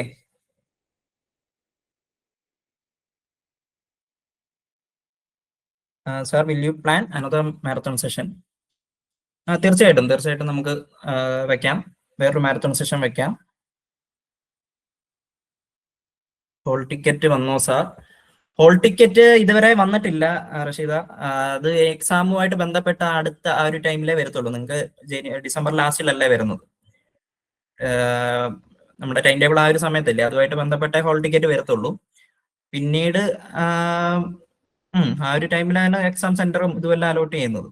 ഓക്കെ, നിങ്ങൾക്ക് ടൈമുണ്ട്, ആവശ്യത്തിന് നിങ്ങൾക്ക് പഠിക്കാനുള്ള സമയമുണ്ട്. നിങ്ങൾ കൃത്യമായിട്ട് ഞാൻ പറഞ്ഞിട്ട് കുറച്ച് ഇതായിട്ട് പറഞ്ഞു കഴിഞ്ഞാൽ നിങ്ങൾ കൃത്യമായിട്ട് ക്വസ്റ്റ്യൻസ് വർക്ക്ഔട്ട് ചെയ്യുക, പാറ്റേൺ മനസ്സിലാക്കിയാൽ മതി. ലാസ്റ്റ് 2 എക്സാംസിന്റെ പാറ്റേൺ, ആ ക്വസ്റ്റ്യൻസ് തന്നെ നിങ്ങളൊന്ന് റീവർക്ക് ചെയ്യുമ്പോൾ തന്നെ ഇവർ ഏതൊക്കെ ഏരിയയിൽ നിന്നാണ് സ്ട്രോങ് ഏരിയാസ്, ഏതൊക്കെ ഏരിയയാണ് വീക്ക് ഏരിയാസ്, അവിടെ നിന്ന് ചോദിക്കാൻ സാധ്യതയുള്ള ഏരിയാസ് ഏതാണ്, കുറവുള്ള ഏരിയാസ് ഏതാണ്, അങ്ങനെയുള്ള കാര്യങ്ങളെല്ലാം ഡോൺ മരിയ ഫുൾ പോർഷൻസ് മാരത്തോൺ ചെയ്യാം. തീർച്ചയായിട്ടും ചെയ്യാം. നിങ്ങൾ ഇമ്പോർട്ടൻ്റ് ആയിട്ടുള്ള പോർഷൻസ് വെച്ച് കാരണം ചെയ്യാം. ഓക്കെ, നിങ്ങൾ മാക്സിമം ഈ പറയുന്ന ഇനി ഉള്ള ലിമിറ്റഡ് ടൈമാണ് നിങ്ങൾക്കൊരു ആ ഒരു ടൈമിൽ ഒരു 10-20 ദിവസം ഉണ്ട്. ആ ഒരു സമയത്ത് നിങ്ങൾ ചെയ്യേണ്ട കാര്യങ്ങൾ കൃത്യമായിട്ട് ക്വസ്റ്റ്യൻസ് വർക്ക്ഔട്ട് ചെയ്യുക. ക്വസ്റ്റ്യൻസ് വർക്ക്ഔട്ട് ചെയ്യുമ്പോൾ ഉള്ള ഒരു പ്രത്യേകത എന്താണെന്ന് വെച്ച് കഴിഞ്ഞാൽ, ഇപ്പൊ നിങ്ങളൊരു മാച്ച് ദ ഫോളോയിങ് തന്നെ നിങ്ങൾ എടുത്തെന്ന് വെച്ചോ, മാച്ച് ദ ഫോളോയിങ് നിങ്ങൾ എടുക്കുമ്പോൾ തന്നെ അതിൽ നിന്ന് തന്നെ നിങ്ങൾക്ക് ഒരു 4 ആൻസർ ആണ് നിങ്ങൾ പഠിക്കുന്നത്, അല്ലേ? മാച്ച് ദ ഫോളോയിങ്ങിൽ നിങ്ങൾ ഒരു ഇപ്പോൾ 4 ഓപ്ഷൻസ് കാണും എപ്പോഴും. അതിൽ നിന്ന് തന്നെ ഇപ്പോൾ ഓതേഴ്സ് ആൻഡ് ബുക്സ് ആയിരിക്കും, അല്ലെങ്കിൽ സോഷ്യോളജിസ്റ്റ് ആൻഡ് ദർ കൺസെപ്റ്റ് ആയിരിക്കും. അപ്പൊ 4 പേരെ ഒറ്റ ചോദ്യത്തിൽ നിന്ന് നിങ്ങൾ പഠിക്കുകയാണ്. ഓക്കെ, അങ്ങനെയുള്ള ഓരോ ക്വസ്റ്റ്യൻസിൽ നിന്ന് നിങ്ങൾ പഠിക്കുക. സ്റ്റേറ്റ്മെന്റ് ലെവൽ ക്വസ്റ്റ്യൻ ആണെങ്കിൽ നിങ്ങൾ ഒരുപാട് കാര്യങ്ങളാണ്, ഒരു 3 പോയിന്റ് എങ്കിലും നിങ്ങൾ ഒരു സ്റ്റേറ്റ്മെന്റ് ലെവലിൽ നിന്ന് നിങ്ങൾ മനസ്സിലാക്കും. അപ്പൊ അങ്ങനെ ഇപ്പം നിങ്ങളൊരു 100 ക്വസ്റ്റ്യൻസ് നിങ്ങൾ വർക്ക്ഔട്ട് ചെയ്യുമ്പോൾ തന്നെ നിങ്ങൾക്ക് ഏകദേശം ഒരു 300ഓളം ക്വസ്റ്റ്യൻസ് മിനിമം നിങ്ങൾക്ക് അത്ര ആൻസേഴ്സ് നിങ്ങൾക്ക് കിട്ടുകയാണ്. അപ്പൊ അത് തന്നെ റിപ്പീറ്റ് ചെയ്യുക, ജസ്റ്റ് ചെയ്തങ്ങ് പോവാതെ അത് തന്നെ റിവൈസ് ചെയ്യുക. ക്വസ്റ്റ്യൻസ് മാക്സിമം വർക്ക്ഔട്ട് ചെയ്യുമ്പോൾ തന്നെ നിങ്ങൾക്ക് പാറ്റേൺ മനസ്സിലാവും. അപ്പൊ അതുപോലെ തന്നെ നിങ്ങൾ ഒട്ടും പേടിയില്ലാതെ ഈ വരുന്ന ഒരു എക്സാമിനെ അങ്ങ് അപ്രോച്ച് ചെയ്താൽ മതി. ഇപ്പം നെറ്റ് എന്ന് പറയുന്നത് അത്രയും നിങ്ങൾ ഭീകരമായിട്ട് അത്രയും പേടിക്കേണ്ടതായിട്ടുള്ള ഒരു എക്സാം ഒന്നും അല്ല. നമുക്ക് ഒന്നൊന്ന് മനസ്സൊന്ന് ഉറപ്പിച്ച്, അല്ലെങ്കിൽ ഇന്നതാണ് ഈ ഒരു കൺസെപ്റ്റുമായിട്ട് ബന്ധപ്പെട്ട് ഇന്ന ആളാണ്, അങ്ങനത്തെ ഒരു രീതിയിൽ നിങ്ങൾ പഠിച്ചു കഴിഞ്ഞാൽ നിങ്ങൾക്ക് മാക്സിമം നിങ്ങൾ ജസ്റ്റ് അറിയണം എല്ലാ കാര്യങ്ങളും. ഓക്കെ, ഒരു കൺസെപ്റ്റ് ചോദിച്ചു കഴിഞ്ഞാൽ ഇത് ആരുടെയാണ്, ആ കൺസെപ്റ്റിന്റെ ബേസിക് ആയിട്ടുള്ള കാര്യം എന്താണ്, അത്ര അറിഞ്ഞാലും മതി, നിങ്ങൾക്ക് ആ ഒരു ആൻസറിലോട്ട് എത്താം. അതുപോലെ തന്നെ ഞാൻ പറഞ്ഞത് നിങ്ങൾക്ക് മാച്ച് ദ ഫോളോയിങ് ഒക്കെ ആണെങ്കിൽ ഇപ്പം എങ്ങനെ പോയാലും നിങ്ങൾക്ക് ഒരു വ്യക്തിയെങ്കിലും അറിയാം. ഇപ്പം മാച്ച് ദ ഫോളോയിങ് 4 ആൾക്കാരാണ്, 4 സോഷ്യോളജിസ്റ്റ് ആണെങ്കിൽ ഒരാളുടെ വർക്കെങ്കിലും നിങ്ങൾക്ക് മിനിമം അറിയാം. അതിൽ നിന്ന് തന്നെ നിങ്ങൾ എന്ത് ചെയ്യാണ്, ബാക്കി ഓപ്ഷൻസ് എലിമിനേറ്റ് ചെയ്ത് നിങ്ങൾക്ക് ഫൈനലി ഒരു 2 ഓപ്ഷനിലോട്ട് എത്താൻ പറ്റും. അപ്പൊ അങ്ങനെയും നിങ്ങൾക്ക് എന്ത് ചെയ്യാൻ പറ്റും, ആൻസറിലോട്ട് എത്താൻ പറ്റും. അപ്പൊ അങ്ങനെയുള്ള കാര്യങ്ങൾ നിങ്ങൾ കൃത്യമായിട്ട് നോക്കുക, മാക്സിമം റിവൈസ് ചെയ്യുക, കൺസെപ്റ്റുകളൊക്കെ ഒന്ന് റീവർക്ക് ചെയ്യുക. ഈ ഞാൻ നേരത്തെ പറഞ്ഞ റിസർച്ച് മെത്തഡോളജി ഒക്കെ പഠിക്കുക. അപ്പം പേപ്പർ 1-ലെ അത്രയും മാർക്ക് നിങ്ങൾക്ക് സെക്യൂർഡ് ആവും. ഓക്കെ, പിന്നെ അതുപോലെ തന്നെ കൺസെപ്റ്റുകൾ പഠിക്കുക. ഈ കറണ്ട് അഫയേഴ്സും കുറച്ച് നോക്കുക. ഇപ്പൊ റീസെന്റ് ആയിട്ടുള്ള ഒരു ട്രെൻഡ് ഉണ്ട് സോഷ്യോളജിക്കലി നോക്കുമ്പോഴുള്ള ഈ കറണ്ട്, അതായത് ഇപ്പോഴുള്ള ഡിജിറ്റൽ ആയിട്ടുള്ള വരുന്ന പദ്ധതികൾ, പ്രധാനമന്ത്രിയുടെ പദ്ധതികൾ, സ്ത്രീകൾക്ക് വേണ്ടിയുള്ള പദ്ധതികൾ, അങ്ങനെയുള്ള കാര്യങ്ങൾ, പിന്നെ കോൺസ്റ്റിറ്റ്യൂഷൻ ഒക്കെ ജസ്റ്റ് ഒന്ന് ബേസിക് ആയിട്ടുള്ള കുറച്ച് കാര്യങ്ങളൊക്കെ ഒന്ന് നോക്കുക. ഓക്കെ, അപ്പൊ അതിൽ നിന്നൊക്കെ നിങ്ങൾക്ക് ആൻസറിലോട്ട് എത്താൻ പറ്റും. അപ്പം മാക്സിമം നല്ല രീതിയിൽ വർക്ക് ചെയ്യുക. അപ്പം ഓൾ ദ ബെസ്റ്റ്. നിങ്ങൾ ഈ ഒരു രീതിയിൽ തന്നെ പോവുക, ഒരു ഒട്ടും പുറകോട്ട് നിൽക്കാതെ തന്നെ ഇനിയും വരുന്ന ദിവസങ്ങളിൽ നല്ല കൃത്യമായിട്ട് തന്നെ ഒരു പ്ലാനൊക്കെ ഉണ്ടാക്കി തന്നെ പോവുക. ഓക്കെ, നിങ്ങൾക്ക് എല്ലാവർക്കും ഈ ഒരു ക്ലാസ്സിൽ അറ്റൻഡ് ചെയ്ത എല്ലാവർക്കും തീർച്ചയായിട്ടും എന്ത് ചെയ്യും, നെറ്റ് ക്വാളിഫൈ ആകും എന്ന് എനിക്ക് ഉറപ്പുണ്ട്. അപ്പോൾ നമ്മുടെ I+ ടീമിന് ഉറപ്പുണ്ട്. നിങ്ങൾ മാക്സിമം നല്ല രീതിയിൽ പഠിക്കുക. All the best. Okay, thank you.